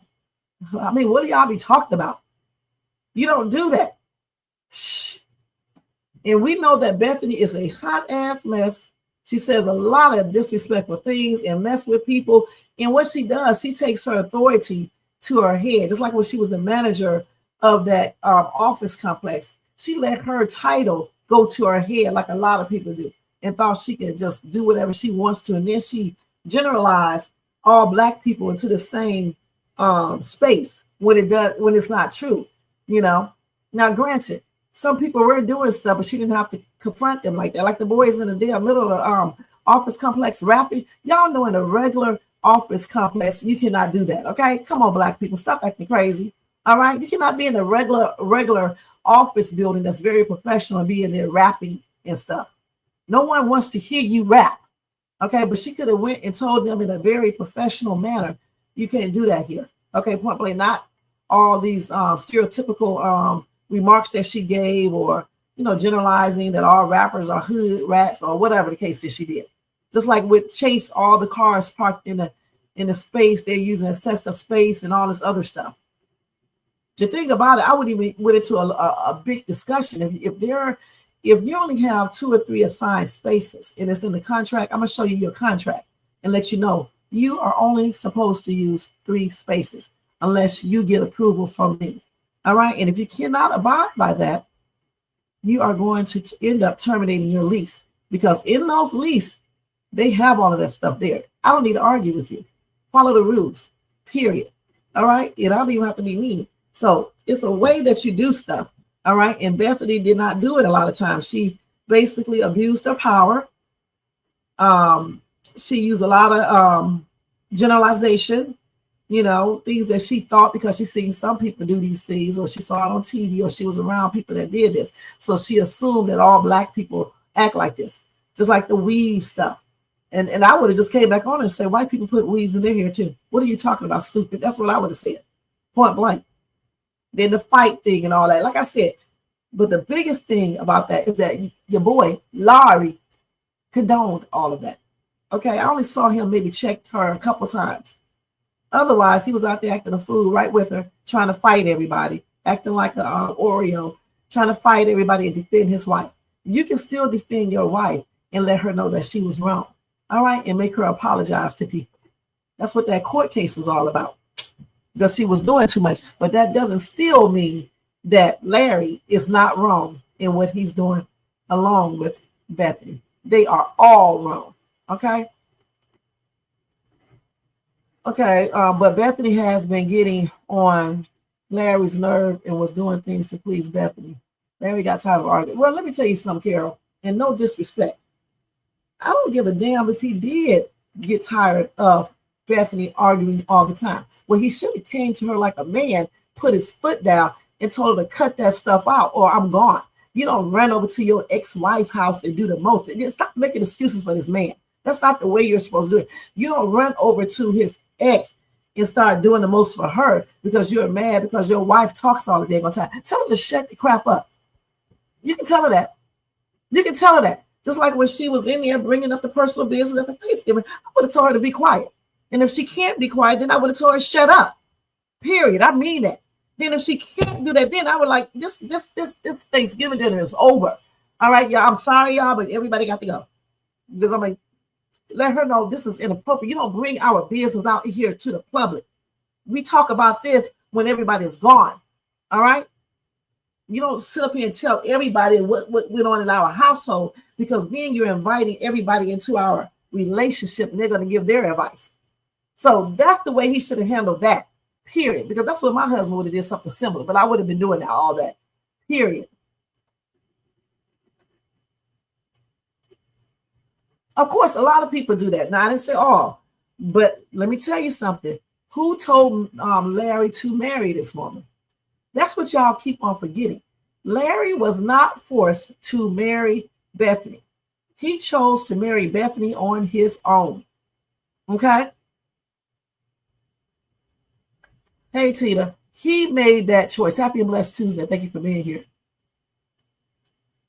I don't know if he is or not, okay? He probably is. I don't know why.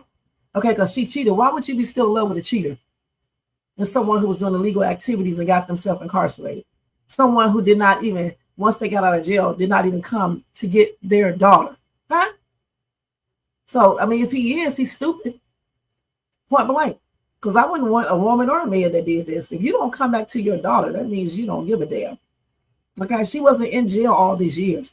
Somebody said she was only in jail for a couple months. I don't know if this is true or not because they haven't given any background information on this woman. So I don't know. But the thing that I do know is that I don't want nothing that I had, and I divorced them for a serious reason, period. And it still doesn't say how Larry is handling everything is correct. It doesn't matter about Bethany talking all the time, she being racist or whatever, because Larry chose this woman. He knew she was like that. Okay? That's what I'm talking about, Kara. I said, Larry, listen, Kara, all of this ties in together, okay? All of this ties in together. Shara ties into this entire thing because she's always in it, okay? Larry chose this wife. He knew how she was. From the time they were Wayne's neighbor, Larry knew how his wife was, and he condoned her behavior. That's why she thinks it's okay to do it. Okay? And he could be. I don't know. But if he is still in love with his wife, he needs to let Bethany go, like a grown man would do. Just end the marriage. You know what I'm saying? Why play these games? Just end the marriage. But I don't think his wife wants him. But she could, because we don't know. She could secretly want him. Who knows? And in Skitland, they can make it like that anyway. So if Larry is in love with his ex-wife, then he needs to be truthful, like a man, to his current wife and end it. Why play these games? And go be with her. But it will be a low blow, but he could do that. He sure is. But that's him. You got a lot of dumbass people that do this, and then that shit ends up, terminating sometime later. Because usually when people cheat, not all the time, the key word usually, when people cheat, right, sometimes they repeat these actions, all right?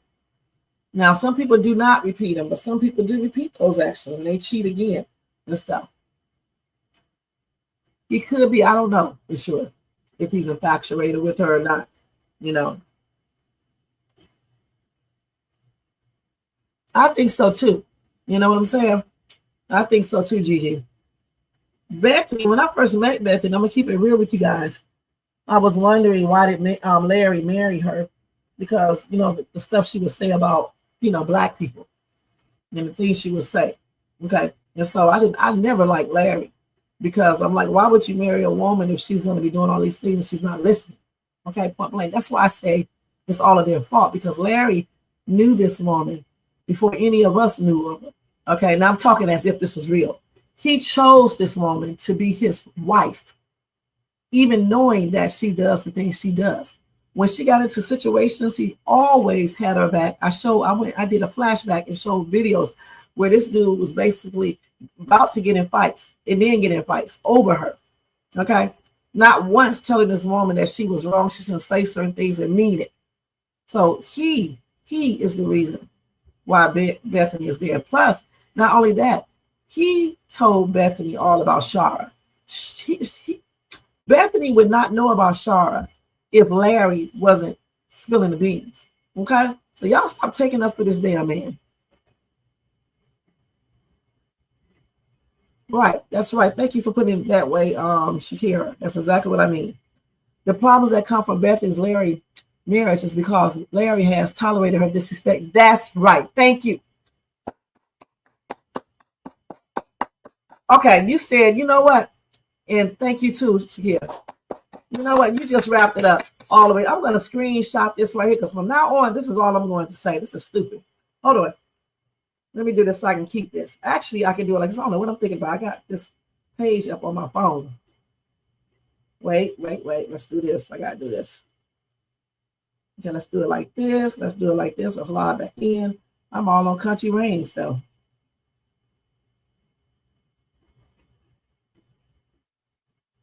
So here we go. GGC. I need to pin this. Hold on. Then I'm going to get ready to get out of here. Hold on. Okay, so we're going to pin this. So you said, Gigi, the problems that come from Bethany's Larry marriage is because Larry has tolerated. You hear that? Tolerated her disrespect and narcissistic behavior. That's the term that she is. Narcissistic. You got that right. And Larry moves like he's single. You couldn't have said it any better. Narcissistic people always want to be in control. You can't tell them a damn thing. You know, they be doing the most. All right.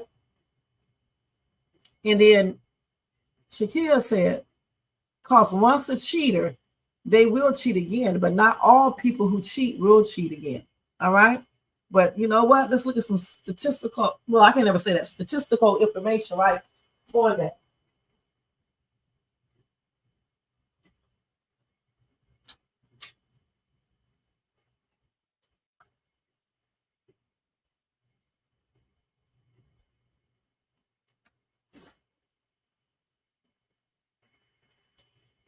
Yeah, let me check. Hold on for a minute, you guys.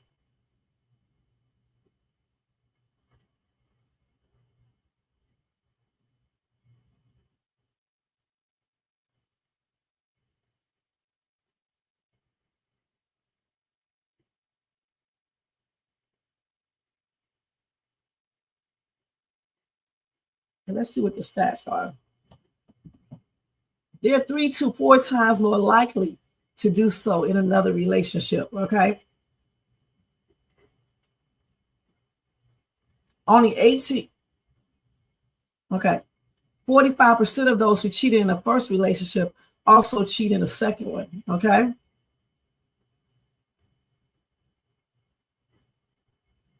So 3 to 4 times they cheat more. Wait a minute, hold on. A person who has cheated is 3 to 4 times more likely to cheat in a future relationship. And then amongst non-cheaters in the same study, 45% of those who cheated in a first relationship also cheated in a second. And then you got serial cheaters, okay? They cheat in every single relationship they be in.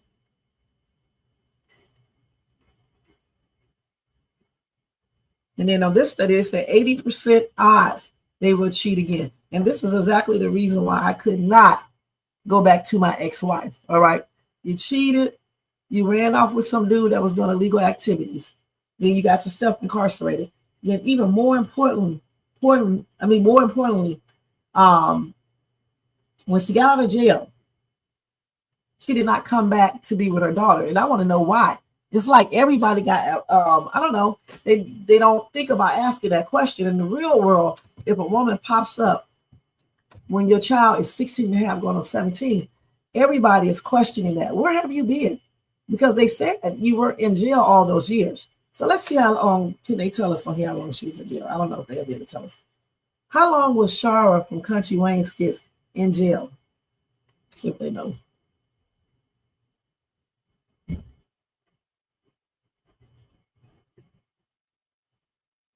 No, I'm talking about in the Kountry Wayne Skits. How long was Shara in jail?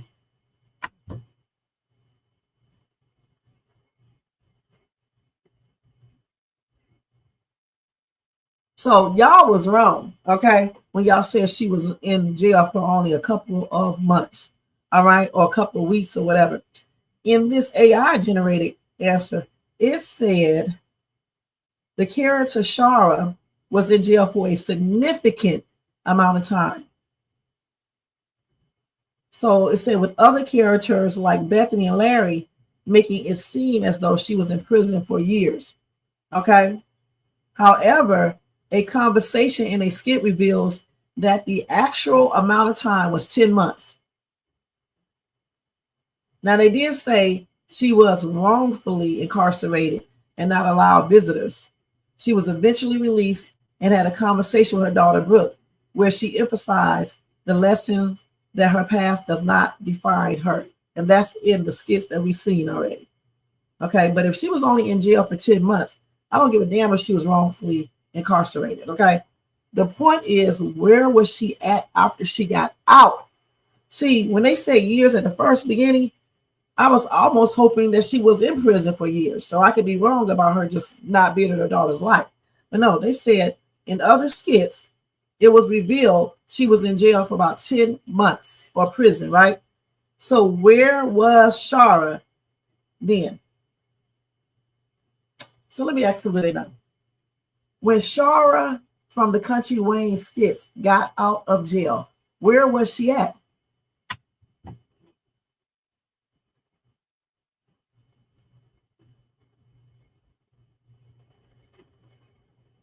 They don't specify. They don't know. They said she just went to her place. But why didn't she go and see about her daughter? Why didn't she call this dude right here, what's his name, Laurie, to ask about her daughter and then come back into her daughter's life, even if it's just phone calls? Why didn't she do that? But y'all overlook all of that. They call her Sarah or the Shara. They think AI be thinking when you say Shara that you mean something else. Yeah, it says that she mentioned eventually moving to Atlanta from Union City, Tennessee, and finding out the difference in rent costs. They got computers, okay? Even your phone. You can go right on your phone, your watch, and say, how much does it cost to live in Atlanta compared to Tennessee, okay?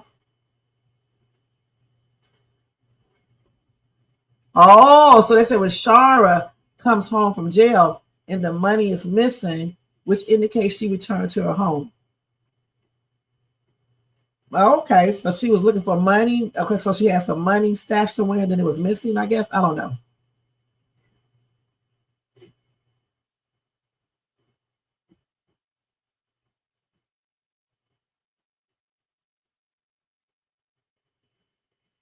So Kountry Wayne spends $250,000 a month to shoot his skits, okay? His skits make $700,000 in a slow month, okay? That's how much he spends, $250,000 a month in all those skits. But he makes, in a slow month, he makes $700,000, okay?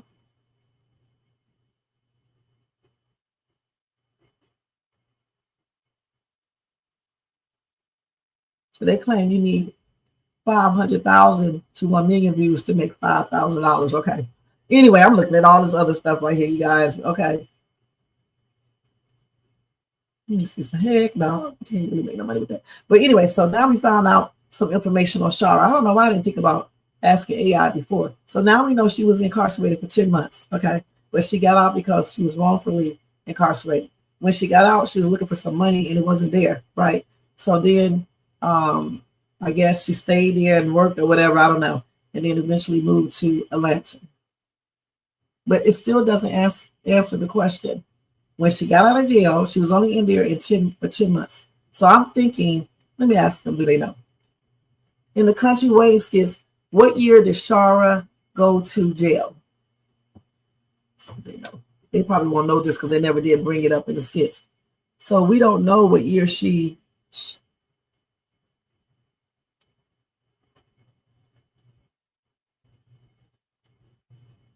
Now, no, she didn't do that. Somebody thought she was in jail for 10 years because she's been gone. No, she just went for 10 months and she was wrongfully convicted. That's what AI says.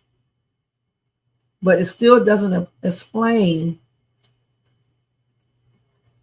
why she did not contact Larry in all those years. Because I don't see Larry refusing to talk to her or refusing to let her speak to her daughter.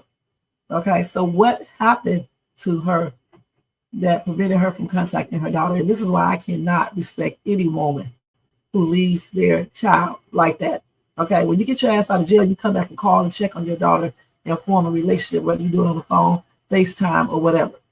Okay, so I can't respect her for that. The problems that come from Bethany and Larry's marriage isn't because Larry has tolerated her. Oh, we already read that. Okay. Larry was an Oreo nerd until Shara came back. Now he's trying to black man up. He still is an Oreo nerd, okay?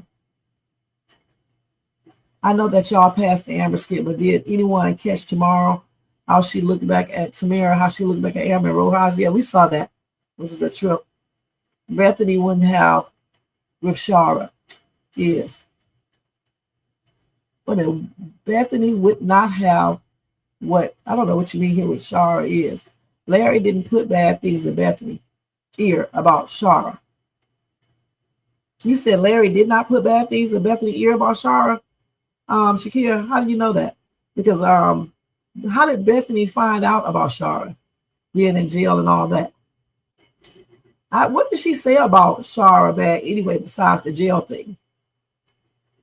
Yeah, not Amber. I think she's talking about Tamara. Right. But sometimes cheating is in a person, especially if that's all they grew up around. That's right.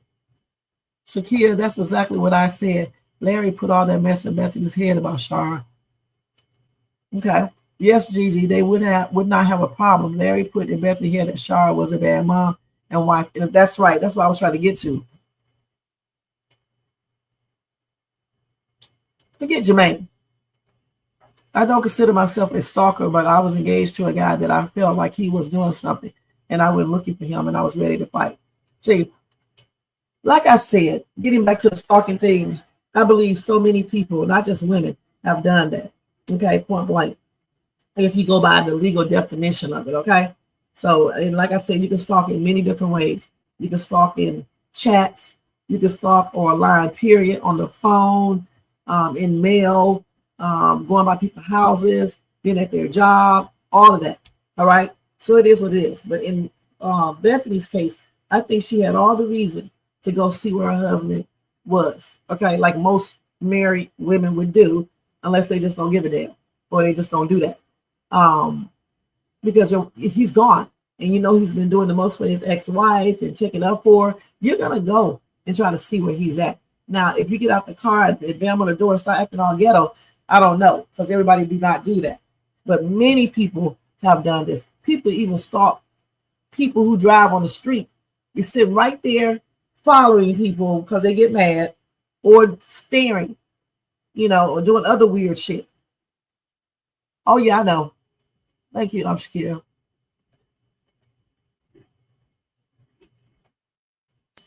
Yeah, I just read it on here anyway, y'all. We just told y'all where she came from. They got the city and the state, but I forgot what it was. I know it's Tennessee. I just read out her whole background for what AI knows. Because remember, when AI gives you information, scanning through all the videos and like super, super fast. I can ask AI about shade suit. It tells you everything that I do on here. Okay, so yeah, it goes really quick. It's better than a human because a human can't look at all these skits that quick. And then it tells you what they found in the skits. So they said that Shara was in jail for 10 months. She was wrongfully incarcerated and not allowed visitors, which is crazy. She was eventually released. She had a conversation with her daughter, Brooke, where she emphasized the lesson that her past does not define her. Okay, and we already saw that skit. Period. That's all they got on it, where she came from. I asked where did she go when she got out of jail. They said to her apartment. They said something about some money she couldn't find, and that's all they got. Who? That's right, I do too. But that's different. Rolanda didn't raise her daughter because her mother-in-law lied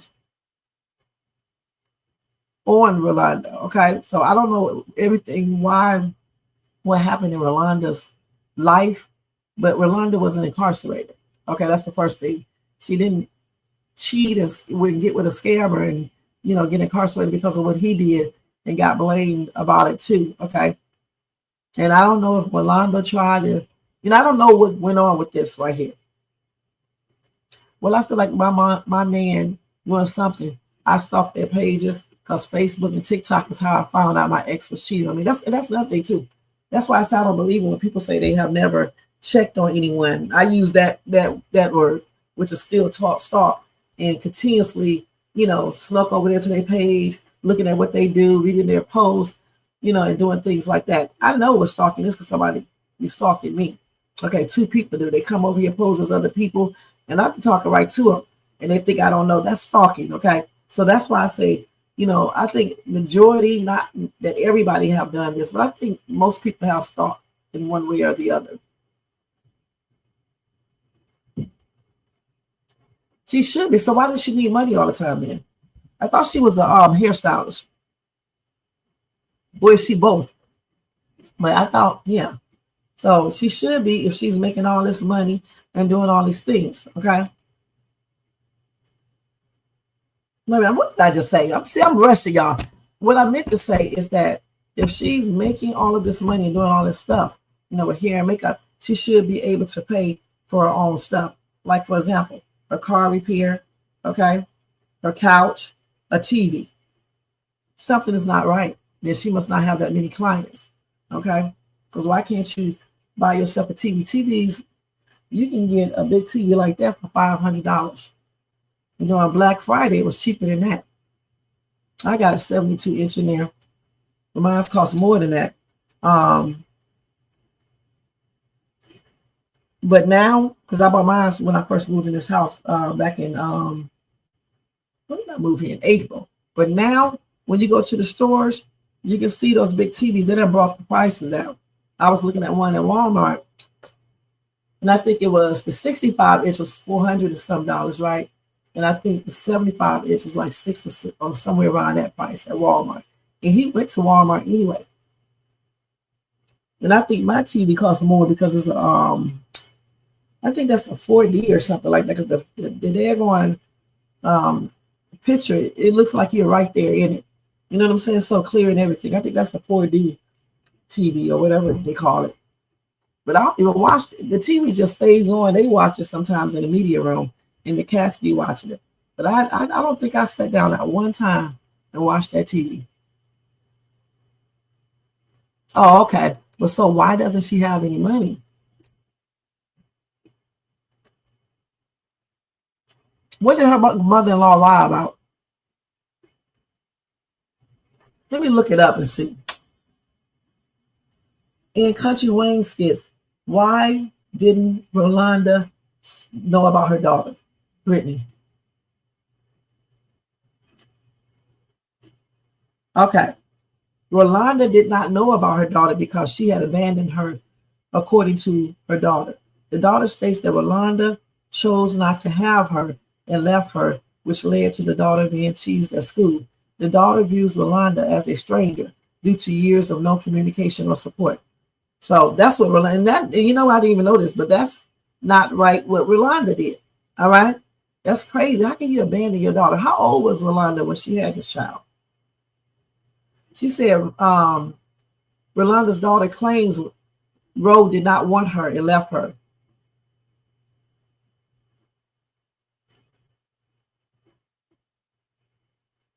I would consider her as a stranger too.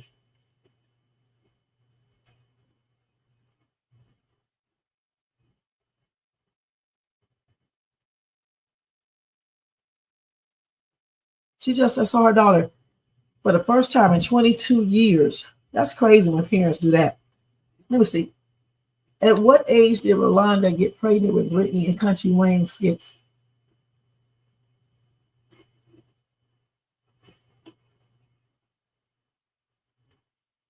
Nobody asked you this, okay? Damn, nobody asked her that. So she's fifth. No. Let me do this again.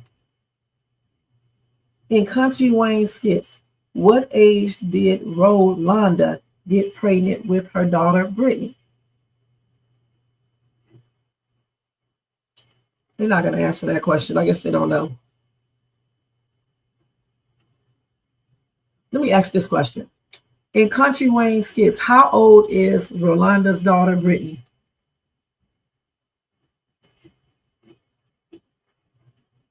Her early 30s. They said she had turned 25 in an earlier skit. Now, somebody else says she's older.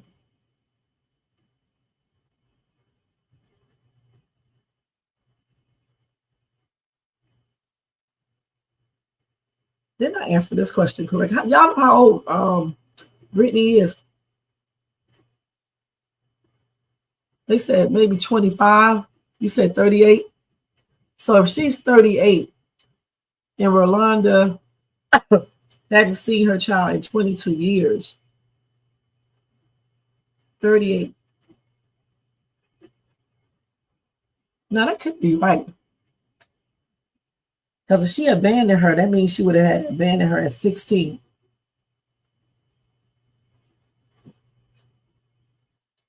At what age was Rolanda when she abandoned Brittany, her daughter?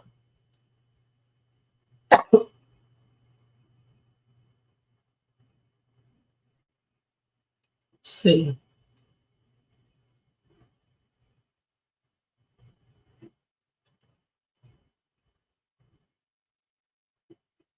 They cannot answer that question. Let's see.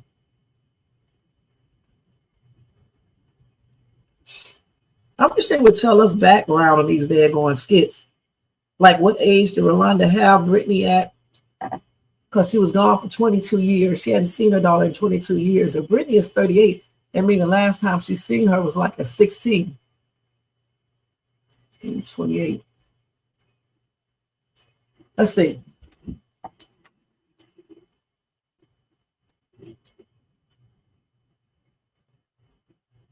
And if that is the case, Rolanda ought to be ashamed of herself for real, for real.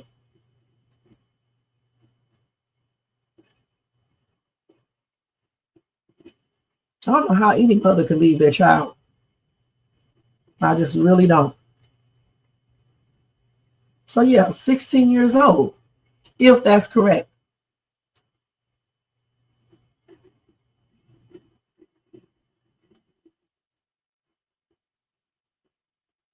When Rolanda saw her daughter, she was an adult. Right, her daughter, 22 years ago, she left her at 16 and she's 38. Gosh. We know she did not ask it, but she insinuated. When you insinuate that you need help, people are going to help you if they can. You don't necessarily have to come out and ask people for help. You can just say you don't have no money to pay for something, especially if you're talking to an ex-husband. More than likely, a lot of them will be asking you, do you want me to help you? But a lot of men will go and ask their wife first if it's okay versus just going on and doing it. Now, at one time, I think that Larry did ask Bethany, I think. Yeah, I just read that. So they say in real life she's in her 40s. I don't know.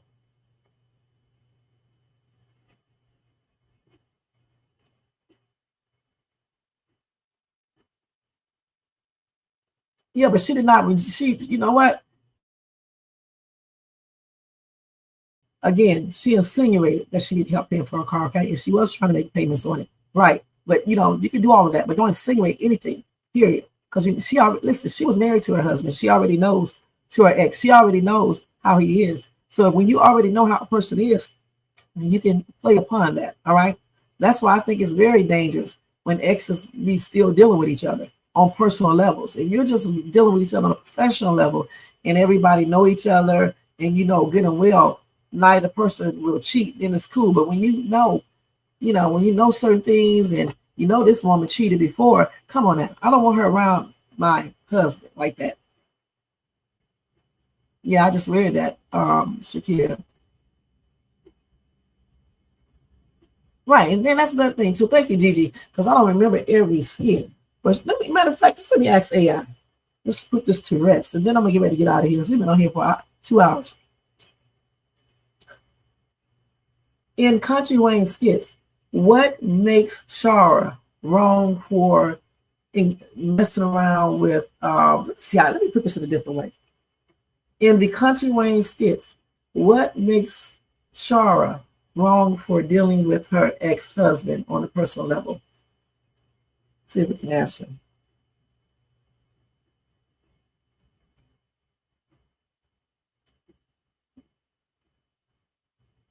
See, I know I was right. And then we're going to look up Bethany and we're going to look up Larry.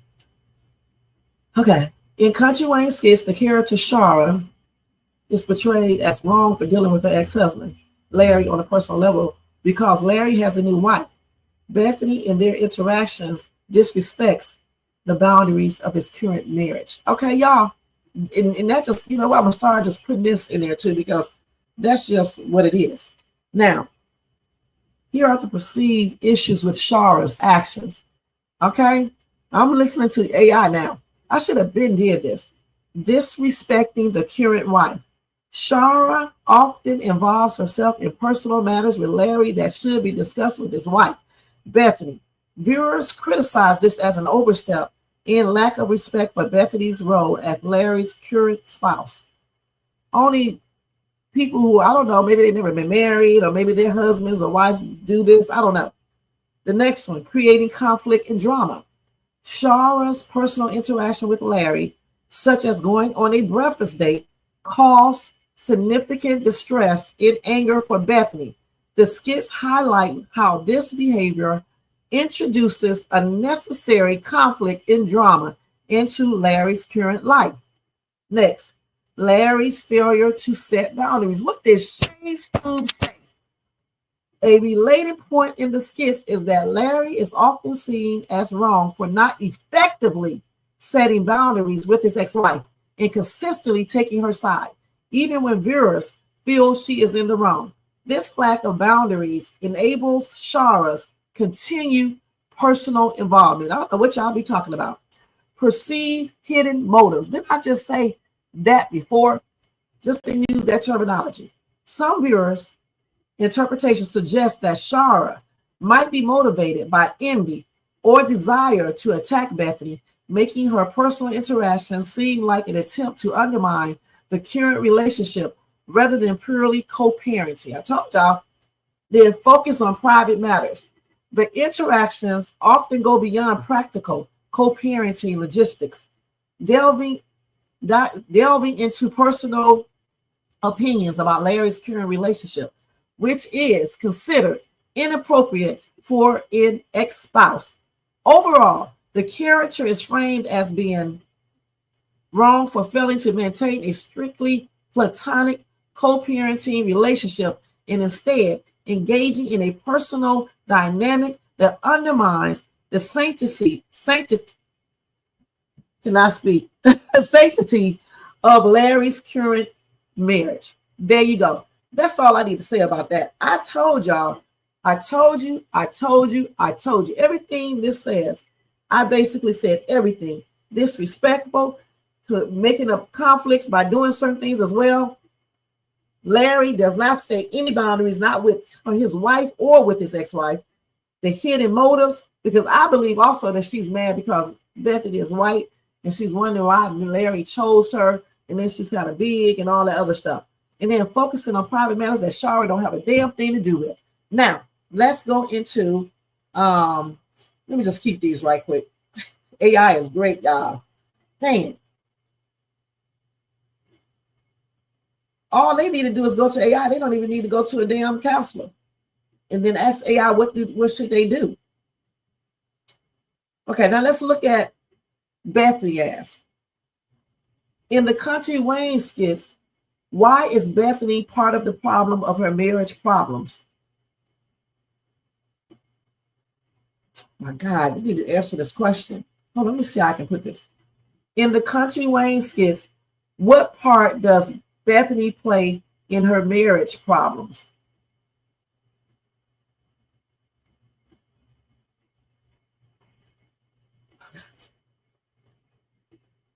Okay, so here we go. Bethany's part of her marriage problems is that she's primarily driven by her insecurity, controlling nature, and jealousy of her husband's Larry, ex-wife Shara, and a general disrespectful attitude towards others. Now, did I say this? I said that Bethany is insecure. Larry made her insecure about Shara because he, does all the things that he does with her. I said she's very controlling, all right? Jealous. I said her and Shara are jealous of each other, okay? And disrespectful to people, period. She would have toned that shit down. But Larry let her get away with that. So controlling, the key aspects of her role include controlling behavior. Bethany tries to control every situation and outcome in the household and resists anything she doesn't agree with, including her stepdaughter Brooke's relationship with her biological mother, Shara. True. Jealousy and insecurity. A major source of conflict stems from her insecurity that Larry will return to Shara. True. This leads to her to act as a mess maker, often doing things to provoke Shara or question Larry's loyalty. And I said she does provoke just like Shara does. They provoke each other because even when Shara isn't saying nothing, she starts. When Bethany isn't saying nothing, Shara starts. They did that at the day when she pulled up there. You know, they both. Bethany was standing outside. I'm like, why is she standing outside like that? Stand in the doorway. Get your stepdaughter and go in the house. Why is Shara making conversation with her? They don't like each other. Okay, argumentative and verbally abusive. She is freakily argumentative, puts Larry down as a man, and uses her mouth and behavior to create problems, often ending up in legal issues or family arguments because of her actions. And we all know she does that. All right, point blank. But again, Larry should have put his foot down a long time ago versus trying to fight and going at people for his wife. He should have told her in a very professional, polite manner, respectful, this is a no-no, okay? Then lack of accountability. When confronted, she often plays the victim and says, I'll try to do better, but rarely follows through, leading to recurring issues. And that, again, is because her husband needs to let her know this is not acceptable. You know, you cut that shit out or this marriage is over, okay? Point blank. And then a disrespect for boundaries. She overstepped personal boundaries, such as going to Shara's neighborhood to play detective or throwing away a plate of food Shara sent to her stepdaughter. Right.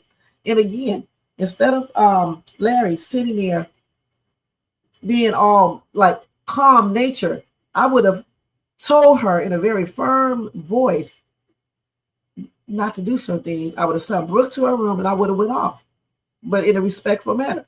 Because you have to put a stop to this. Remember, Larry is the head of household, like I've been saying 1,000 times. We already know that Bethany is a hot ass mess. She do a lot of little things, but her husband should have put a stop to this a long time ago because once again, he chose this woman. Okay. So ultimately, Bethany's actions and attitudes are portrayed as the primary catalyst for the ongoing drama and tension in her marriage to Larry, in the overall marriage, you know. But Larry plays a huge role in the part dealing with Shara, because Shara should have never been included in their relationship like she is. So you're going to find out it's all three of their faults, like I just said. In the Kountry Wayne Skits, how does Larry play a role in Kountry Wayne Skits, how does Larry play a role in his marriage?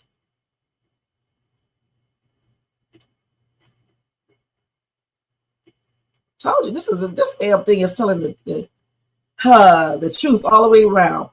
Larry's role in his marriage to Bethany is that of a passive and often overwhelmed husband who is frequently perceived as being run by his demanding wife. Okay? His key aspects are this: conflict avoidance. Larry tends to avoid confrontation with Bethany, leading others, including his ex-wife Shara, in the audience to criticize him for not being a man and standing up to her. Well, how many times have I not said that? Mediator role. He often finds himself caught in the middle of ongoing conflicts, particularly between Bethany and his ex-wife Shara, or other family members, or people, period. You can be a mediator, but you need to tell your wife in a respectful way when she's wrong that she's wrong. Okay, point blank. And let her know that. I don't want to hear all that other talking. Just tell her that. You got to be firm. He has to be the head of the household, the leader. He has to be firm and tell her what's up. Relationship insecurity. There are ongoing jokes and discussions in the skits about the reason for his marriage to Bethany. In other words, that he married her for money or because he thought no one else would want her. I don't know. I mean, I just think he probably liked this lady. I doubt he married her for money, because if he would have married her for money, there is no way he would be staying in that house, because she has money. They could afford a better house in a much better neighborhood. And he would be going out spending money, wearing the most expensive clothing. He'd be doing the most. I don't think he married her for the money. I think he actually did like and love her, period. And she probably was there to listen to him and things like that at that time. Shara dynamics. His ex-wife Shara remains a significant presence, often highlighting Bethany's overbearing nature and often Larry a contrast to his current situation. Okay, offering Larry a contrast. Of course she will, because she's not married to him anymore. If you're trying to secretly or subconsciously get your husband back, you're going to show all your good sides. Okay, and you're going to always be, for him. But see, the way to really get your ex-husband back is by telling him the truth. All right. If you really was trying to get him back, I wouldn't be trying to get him back because he's married. All right. But I'm just saying, you would just basically tell him he needs to go talk to his wife, put his damn foot down, and let her know what's up. And stop coming over my house, because I don't want to be in the middle of this bull crap. Because why does he need to be in Shara's house? Brooke is 17 years old, not 7 months. Finding his voice. In some recent skits, Larry has started to push back against Bethany's behavior, leading to plot twists and further drama in their relationship. He needs not to do that.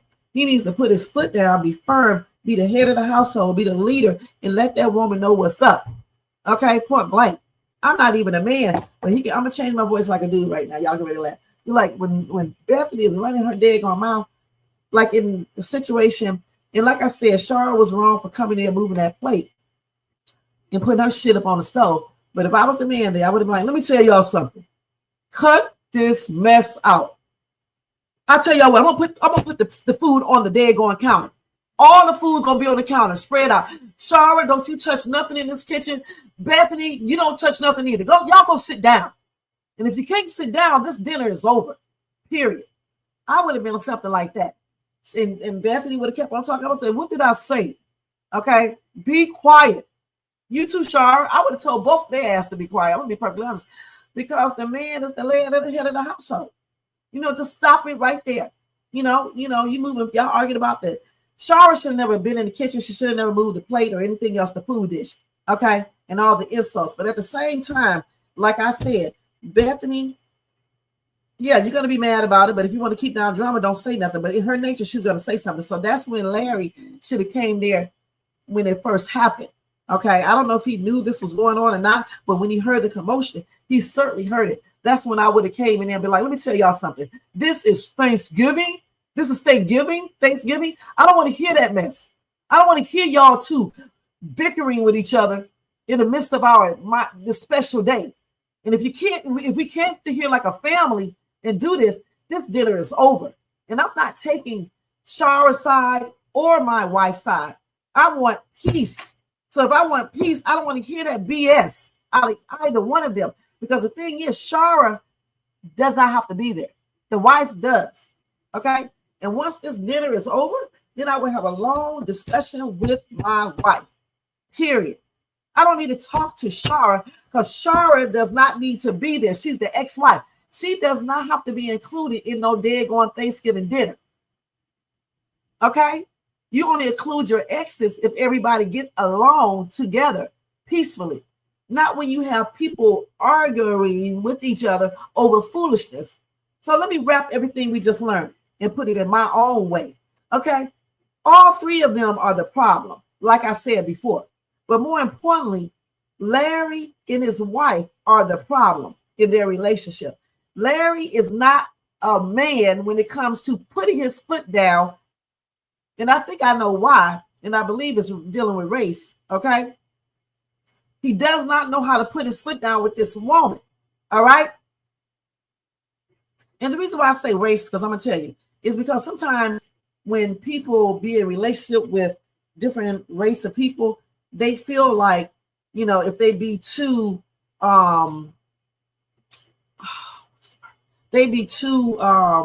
hardcore, they may be perceived as being violent and things like that, like they often paint a picture of in regards to Black men. Okay, I believe he's like that. Okay, and I think he stays on guard with Bethany because he doesn't want her family members or anybody else to think that he's like the typical, what they think is a typical Black man. Be ready to hit the woman. You do what I say, do or else. I don't think he wants to be like that. But the thing is, what Larry needs to understand is that you don't have to be like that to be firm. I didn't say hit Bethany. I didn't say beat Bethany. I said raise your voice a little bit and let her know that I am the husband. I am the leader. What I say goes. If you don't like that, then we don't need to be in this marriage. And this has nothing to do with Shara because he should have had this discussion a long time ago when she was doing the most at those the office building. And when she got demoted, it was put into the other office building. You know what? He even came up against her parents when they was trying to discipline Bethany. So y'all don't take up for Larry, because Larry been doing the most. Y'all remember that? Don't make me go show the skit. And they had to tell him to stay out of it. And he was like, well, I'm part of the family. They said, yeah, you are, but you're not like, the family. That's what I was telling y'all when I said the family. You can say anybody is your family, but technically they're not your family, okay? Point blank. So that's what he did, okay? So the thing is, he condoned Bethany's behavior, and that's why Bethany does the things that she do. I believe Bethany needs to go get counseling, because whatever trauma she got in her childhood, it is showing now. And that's why she acts like that. She's narcissistic as hell, okay? She does not like anybody telling her what to do. She always try to make it sound like she is right for what she's doing.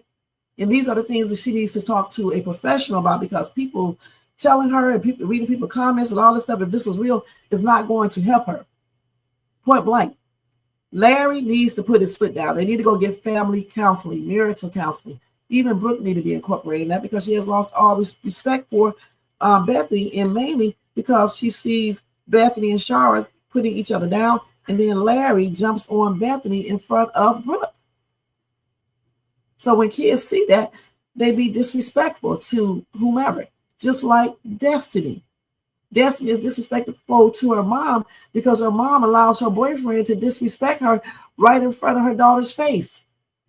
They be fighting and doing stuff like that. That's why they are like that. Yeah, that's what they said. They said 30 some years old in AI. Y'all know I believe AI over y'all, okay? Because AI scans through all the stuff and everything else. Yeah, I read that from AI. Thanks, Carol. Right.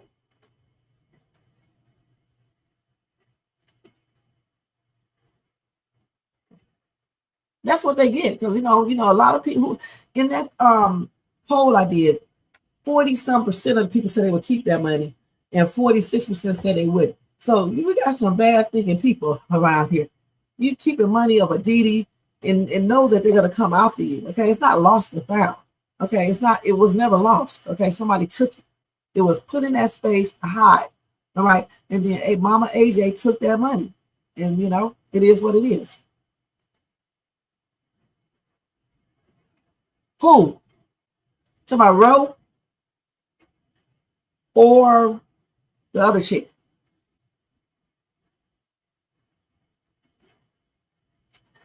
He talking about call the police. So therefore, I mean, that's crazy. You don't put the police in no situation like that.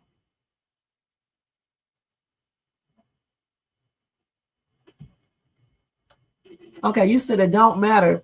Right, she still accept those gifts. That's you're even. I don't know why y'all think because she didn't physically come out and say, "Can I get the money?" She insinuated that, okay, and she knew that what's his name, Laurie would help her because she insinuated. Okay, when you insinuate stuff around people and they can help you, majority of the time people will help you if they have the money, especially an ex-spouse. That's why some men and women don't talk to people who have kids because they know a lot of times it be some bull crap, with them.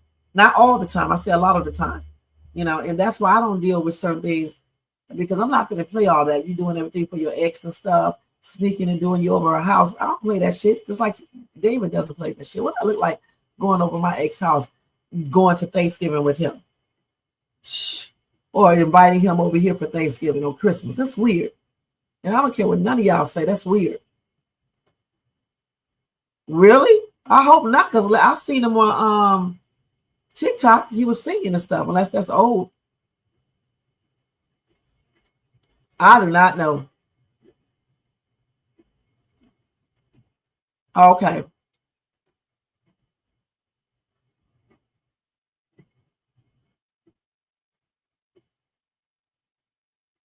Okay. Well, I don't smoke weed or anything, so if I find something, it's going to go in the trash. I know of a case where a husband placed a voice-activated recorder in the home. That's straight up stalking. And I forgot about that. When people place stuff in the house on the cars, and you know a lot of women that did that. Oh, I got one for you because y'all think y'all want to stalking. When you go inside of the phone and you look at the Google Maps to pinpoint where your boyfriend or husband is, that's stalking. Okay. I think Bethany is insecure about her weight, and Shara calls her fat. Probably so. She said she was. Shay, there is so much unrealistic writing in these skits. It makes our head spin. No man would spend all of that money on that. Sorry, 3 or 4, like they have Anthony doing. Right. Well, some will, you know, when they got a lot, but they doing it for a reason. You know. And then when they you know, move on. At this point, Bethany needs to listen to a therapist, or she'll end up in divorce court. Lorraine, a therapist as well. Right. They need to go to their therapist, intermarital family counselor as well. She sure did. Yep, she did that. And I don't know why everybody's just talking about it now. That's what I don't like about people. Because when the black woman comes into the picture, you know, people were saying stuff, but not like they are now. You know, his ex-wife coming to the picture, everybody want to say something. Y'all should have been saying something a long time ago. Because I was saying something a long time ago about that. Okay? I said from the get-go, Larry needs to put his Oreo ass feet down and make his wife shut the heck up and stop messing with people. That's what I said. And if he can't do that, he needs to divorce her. That's what I said from day one. But he was out there acting a fool with her, trying to fight people, infighting people. Hey, Street Ward, thank you so much for being here. That's what he was doing. Okay? He was out there taking off them pop bottle ass glasses, trying to fight people. That's what he was doing. Taking off them glasses or threatening people. All of those things get you incarcerated, because I would have called the police on him. Period.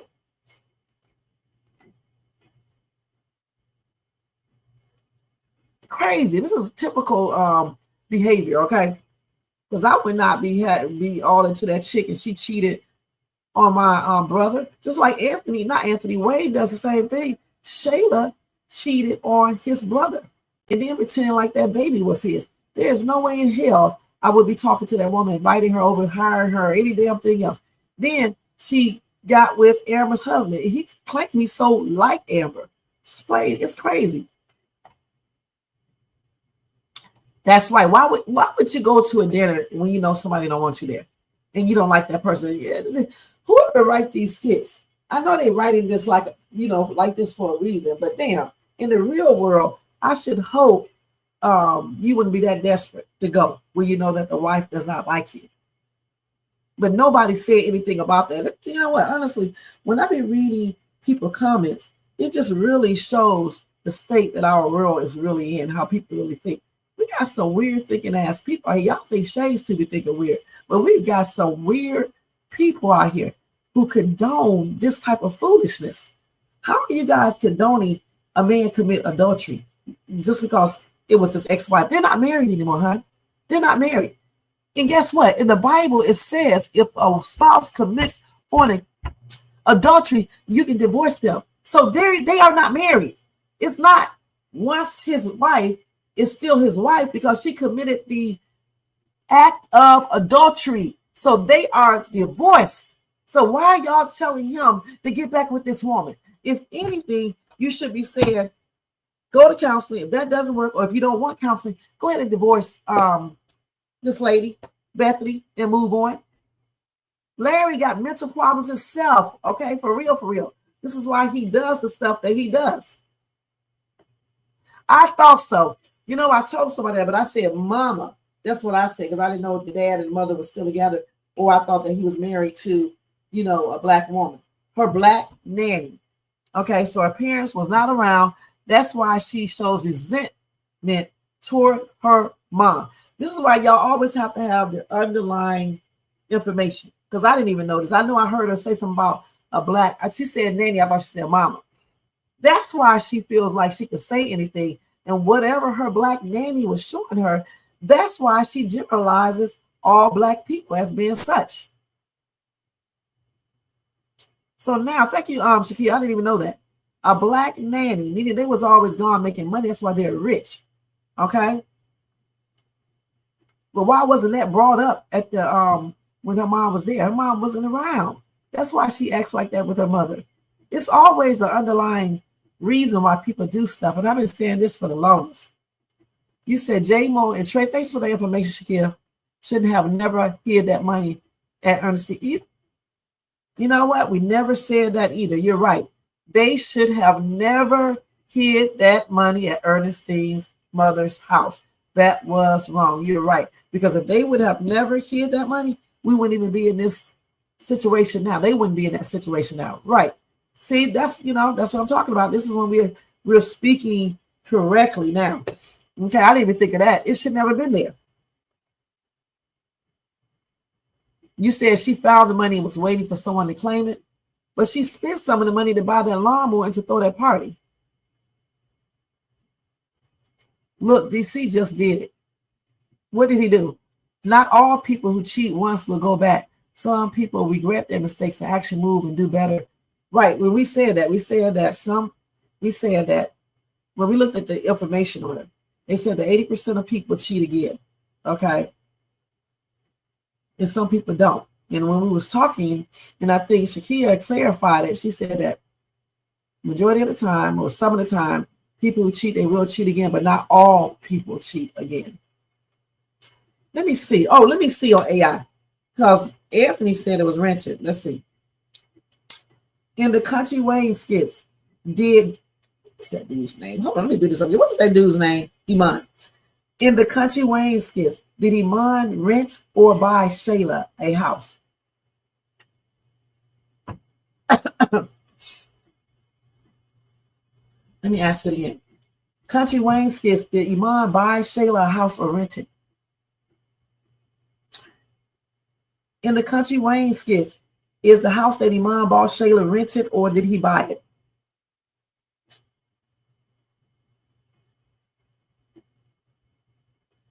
No. In the Kountry Wayne Skits, did Iman buy the house for Shayla or did he rent it? Okay, let me type this. I'm speaking my abundance and shit. Let me hold on. Well, I did. It did get it the way I said it. So let's see. I don't want to hear people's opinions.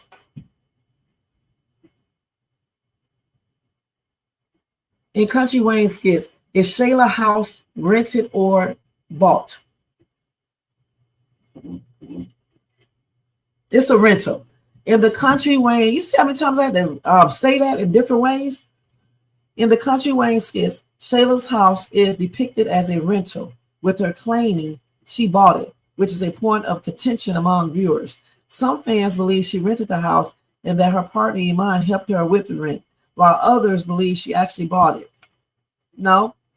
Now, they said this is some contradictory, things. While Shayla asserts she purchased the house, some skits suggest it is a rental, creating an ongoing comedic conflict. Now, some fans believe the house is a rental, providing that Iman provided her with a sum of money to pay the rent, not the full purchase price of a home. And then don't forget that Anthony said that the house was rented. So I'm going to go with the fact that it's rented.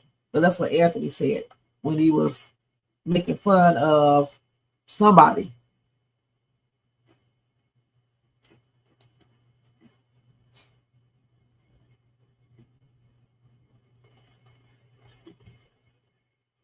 Right, he was talking to Angelina, right. Since Anthony deals with that type of stuff, he went to look it up. It's rented. And he said too, Iman, he said, I'm gonna give you $50,000 because Shayla was feeling insecure if he broke up, her place when we paid for it. He said, well, I'm gonna give you $50,000. He didn't say I'm gonna give you 50. He just gave it to him and said, I'm giving you $50,000, just make you feel more secure, and it's for your rent and your car payment. That's what he said.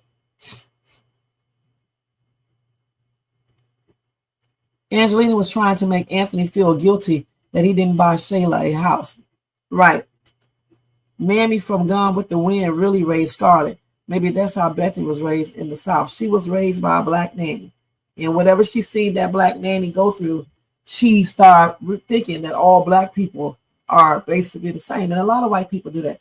They see black people on online stealing and turkey and doing everything negative, and they say it in the comments section.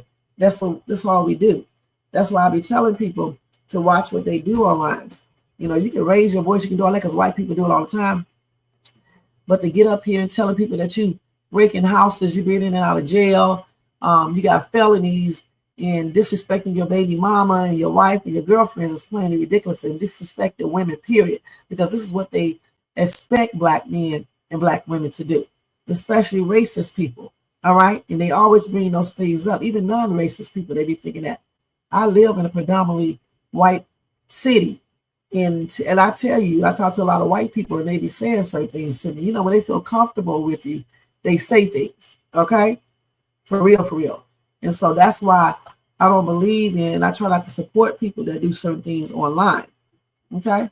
You got to remember this. Yeah, they do the same thing, but they don't look at them the same way that they look at black people. Whenever we do something, it's going to be put underneath a microscope, right? And they're going to just basically dissect it and keep on dissecting it, and they're going to keep on also talking about it. But if a white person do it, it's not done to the same, level. Right, they sure was. Right, Brody, but we know, and Pam say he bought me that house, but it's rented.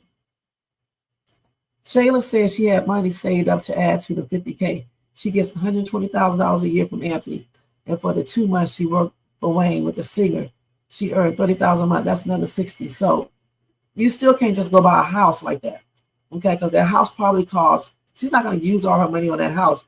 That house probably costs about what? $200,000 in ATL. So she's not going to use up all her money buying the house. Then they're going to still want to know where she got all that money from. Okay? You just can't go out and take a lump sum of money and buy a house and they don't question, where did you get this money from? They're going to start thinking you did some type of illegal activity to get that money, because where did you get this money? You don't work. And where is her job to put on the application to buy the house or anything? And more importantly, though, even the bank is going to wonder, where did these large sums of money come from when you make an amount over 10 grand or so? Okay. And they don't have a court order. She's not making anything from Wayne now. She never got paid because she didn't do the job. Oh, okay. But from Anthony, she gets $120,000 a year. And then she got that $50,000, $170,000. Okay, so the thing is that you're not going to use up all your money to buy a house straight out in cash. And if you go in there and you buy a house straight out in cash and your job doesn't match that, the first thing they're going to wonder, especially with you being black, is where did you get that money from? They're going to alert the proper authorities about that. Just like if you go put a large amount of money into the bank, why do you think people got 50,000 accounts and they put small amounts in each account so they won't raise concerns about, where's this money coming from? Let me tell you something. For a year and a half, I was sending somebody money to help them and their family support themselves. I was sending so much money every day going week, that MoneyGram, first it was Western Union, started tripping and start asking me, am I sure? Do I know who I am sending this money to? And start asking me other questions. So they stopped me from using Western Union. So then I started using MoneyGram. I think it was MoneyGram who did it first, then Western Union. Then they stopped it too. So I had to start using another service. But that's what they do. When you start sending a lot of money to people, they're going to start questioning. Okay. Why are you sending these people money?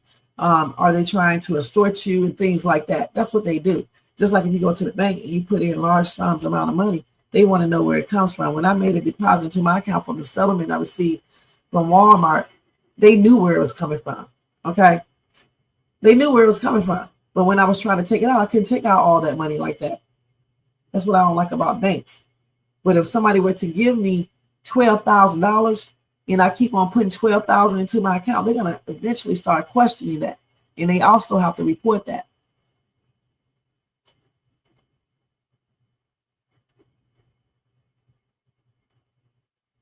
Yeah, so he did a rental. That's what Anthony says. Okay. I don't think he's a simp. When people got a lot of money, they don't give a damn about no $50,000. $50,000 like $5,000 to him. That's why he get ready to go get Delicia a place. Remember, rich people will pay for what they want. They know this woman is nothing but a gold digger. They be knowing. Only, like you said, only a simp dude would not know that, you know? Now, and I think he liked Shayla at first, and he was doing everything to make her like him. You know, he got money. It doesn't mean that much to him. That's why he didn't ask for it back. Okay? If it was a typical dude, Shayla wouldn't even be moving into the apartment. He wouldn't even give her 50 grand, more like 2 months of rent if he give her that. Let's keep it real. Rich people operate differently than people who are not rich. That shit does not mean nothing to him. This is why he can go and get Delicia an apartment. And it probably won't be no ricky-dicky apartment. You know, it's probably going to be a nice apartment. So it is what it is. Okay? What time is it? So y'all, I'm getting ready to get out of here because I got to get ready to go. Y'all made me miss my first appointment. Jermaine did up here with that foolishness. Now I'm going to have to reschedule that appointment, but I'm going to my other appointment and stuff. But I need to go get me something to eat before I go to that appointment. But I have fun today. You know, over here on Stage 2, like I said before, you can feel free to say whatever you want to say, okay? But know this is Shades Tube, okay? Shades Tube. But you can say mostly anything you want to, and I'm not, if I don't agree with you, then I just don't, just like if you don't agree with me. So it's gonna always be me going back, you know, going against what you say if I believe that I'm right, just like you're gonna do the same thing. So don't take offense, it's just a skit. A skit. It's not real, and even if it was, my views stayed the same. All right, period. And you see, Shaquille said that's still simp shit. Okay, Shaquille. For a week. You see how she does not agree with me? See that? Okay, so it is what it is. And see how Carol came in all caps. Let me go back. Y'all have a shit starter. Wait, but let me go back. I need to go back. She wrote in all. She was screaming at me. She was telling. Let me tell you so with your little ass. Wait, but hold up. I'm trying to go back when she was talking directly to me. Hold on. And what did Shades Tube say? Shades Tube said, "Okay, Miss Carol, sorry." I'm not apologizing to Jermaine though, because he likes to be over here as a troll, messing with me, making me go off. Oh, here you go, right here.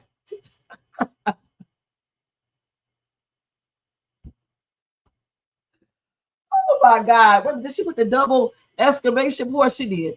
Okay, but I understand what you. Oh, wait a minute, hold up. She did 3 right here. But I did apologize and stuff and apologize again. And it is what it is. Okay, that was funny as ever though. Carol said, because Carol said, you ain't about to be playing with me, little girl.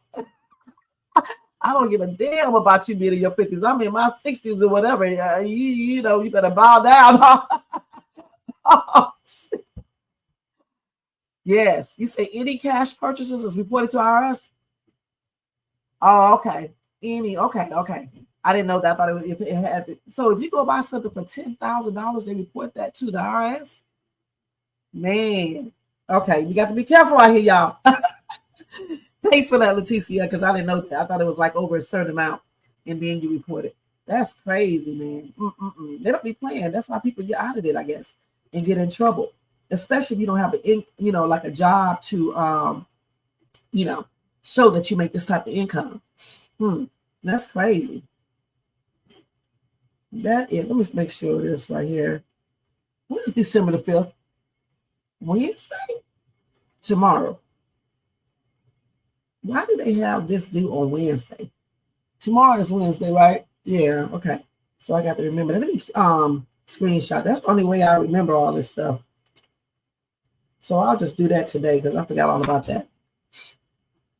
I'll do that today once I come from work. Let me do this. Okay, y'all. We are crazy over here. Let's see. I sure am. My appointment's at 1:45. Missed the other one. All right. Because Jermaine and Carol ganging up on me and stuff up on this live. You know what I'm saying, man? You got to be able to hold it down over here. Okay? And Shades Tube can hold it down. All right? But anyway, y'all have fun today. Thank you guys so much for being here. We was on here 2 hours and 40 minutes. It's cool though.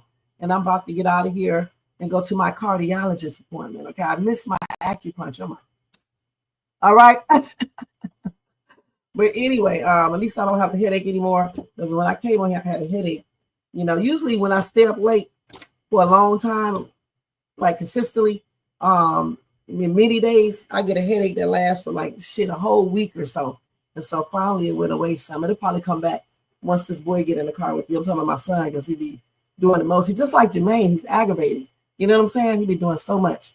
So you said Rolanda's daughter, Brittany, is in her early 30s. Yeah, I think that's what AI said. I think, you know, AI said around 34 or something like that.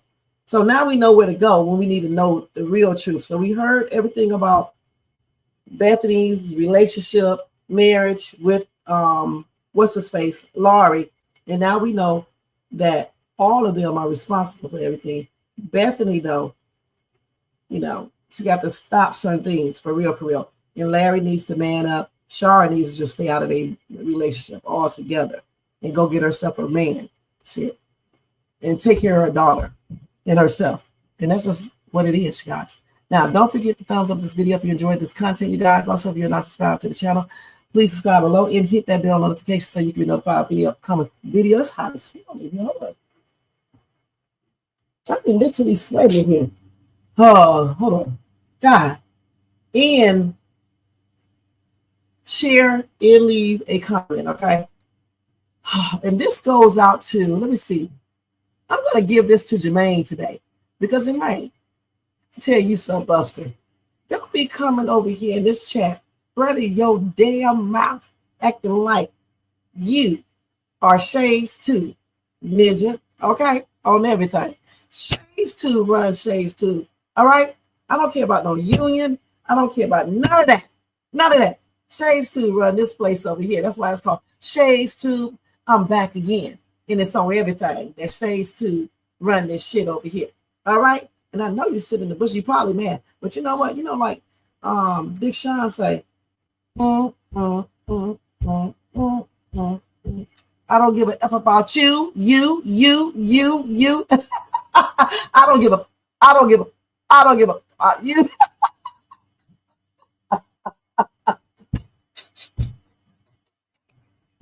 So this right here goes out to your ass, okay? All right? On everything, it goes out to you. Don't forget, if y'all want to show additional support, y'all can do a super sticker, super chat. Wait a minute, hold up, you back? You know what I'm gonna do? Let me tell you something. You know what I'm gonna do to you? I'm gonna strip your mind away from you, okay? And you're no longer gonna be a mind, okay? You're no longer gonna be a mind. That's what I'm gonna do. He think he got so much authority. This dude has threatened me that he was gonna block me from the chat, okay? So y'all just don't understand. You know, I got to put your brain in his place at times. And this buzzer, I'm going to fly my ass out there and I'm going to show you this buzzer because I'm going to pimp smack you. Okay, I'm going to change it to a man. Let me just show you how I'm going to do. I'm going to be like, yo, what's up, Jermaine? Okay, what's up? Yeah, I'm about that life, nigga. I'm about it. I'm about it. I'm about it. I'm about it. And I'm going to put something up in your You know what I'm saying, dude? You know what I'm saying? Because secretly, my name ain't Shay. It's Stan. Stan. This is Stan too, okay? That's not even me in that picture right there. All right? That's my sister. All right, y'all. So damn silly. It's ridiculous. Anyway, y'all have a good day, and I'll be back later on tonight to do another reaction. Hopefully they got some more skits. They probably do already, but we're not checking them. So I'll be back later on. And thank you guys so much for watching and for getting Shades 2 straight on some information. See y'all later, y'all. Peace out. Oh, man. Woosa. This boy. Oh, wait a minute. I forgot to give y'all the updated scores. Hold on. Let me give y'all that real quick before I leave.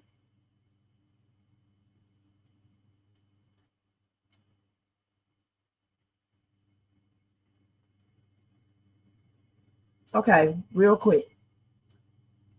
Then I got to go. I got to go. Okay, so anyway, let's see here.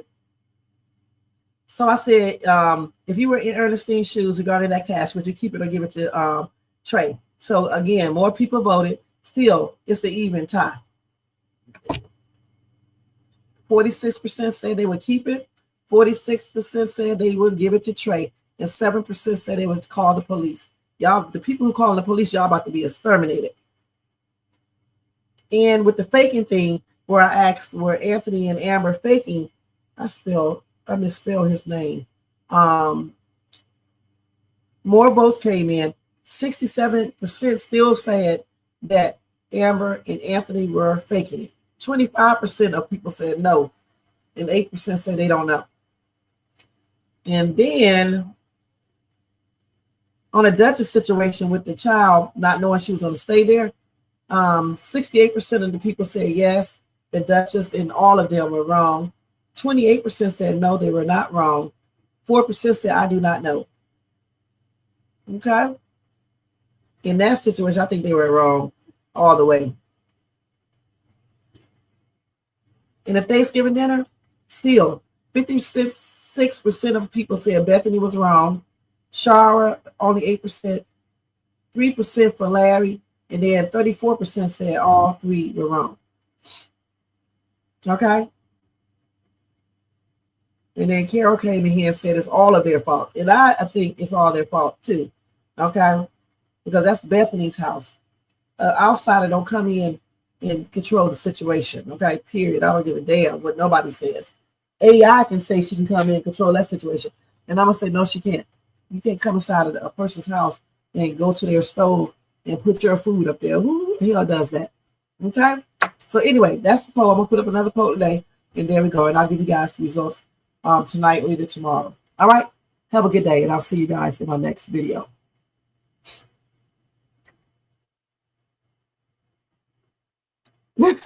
See, Jermaine, that's why you get your ass blocked all the time. Okay? Okay? Bye. Because y'all be tripping. And you definitely be tripping. Tripping like a, I don't know, just crazy. Crazy ass. Yeah. Right. Shoot on the shade soon. Rev.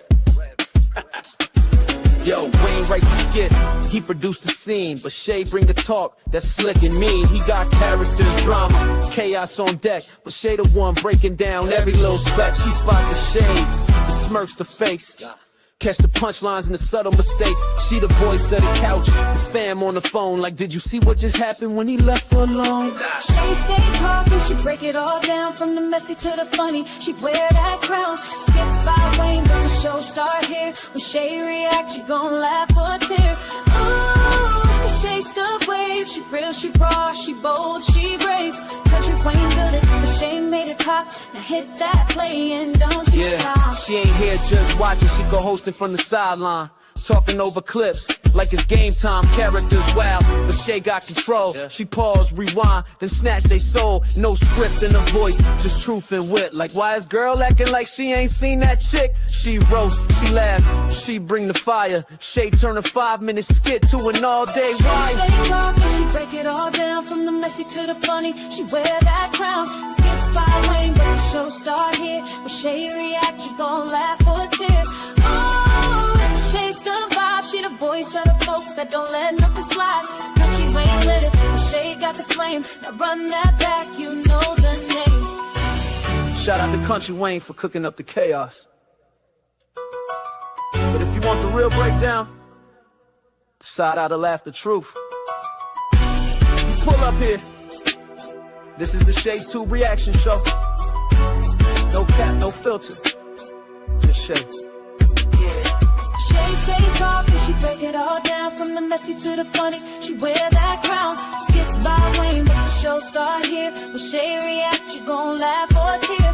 Ooh, it's the Shay still vibe, she the voice of the folks that don't let nothing slide. Kountry Wayne lit it, but Shay got the flame. Now run that back, you know the name.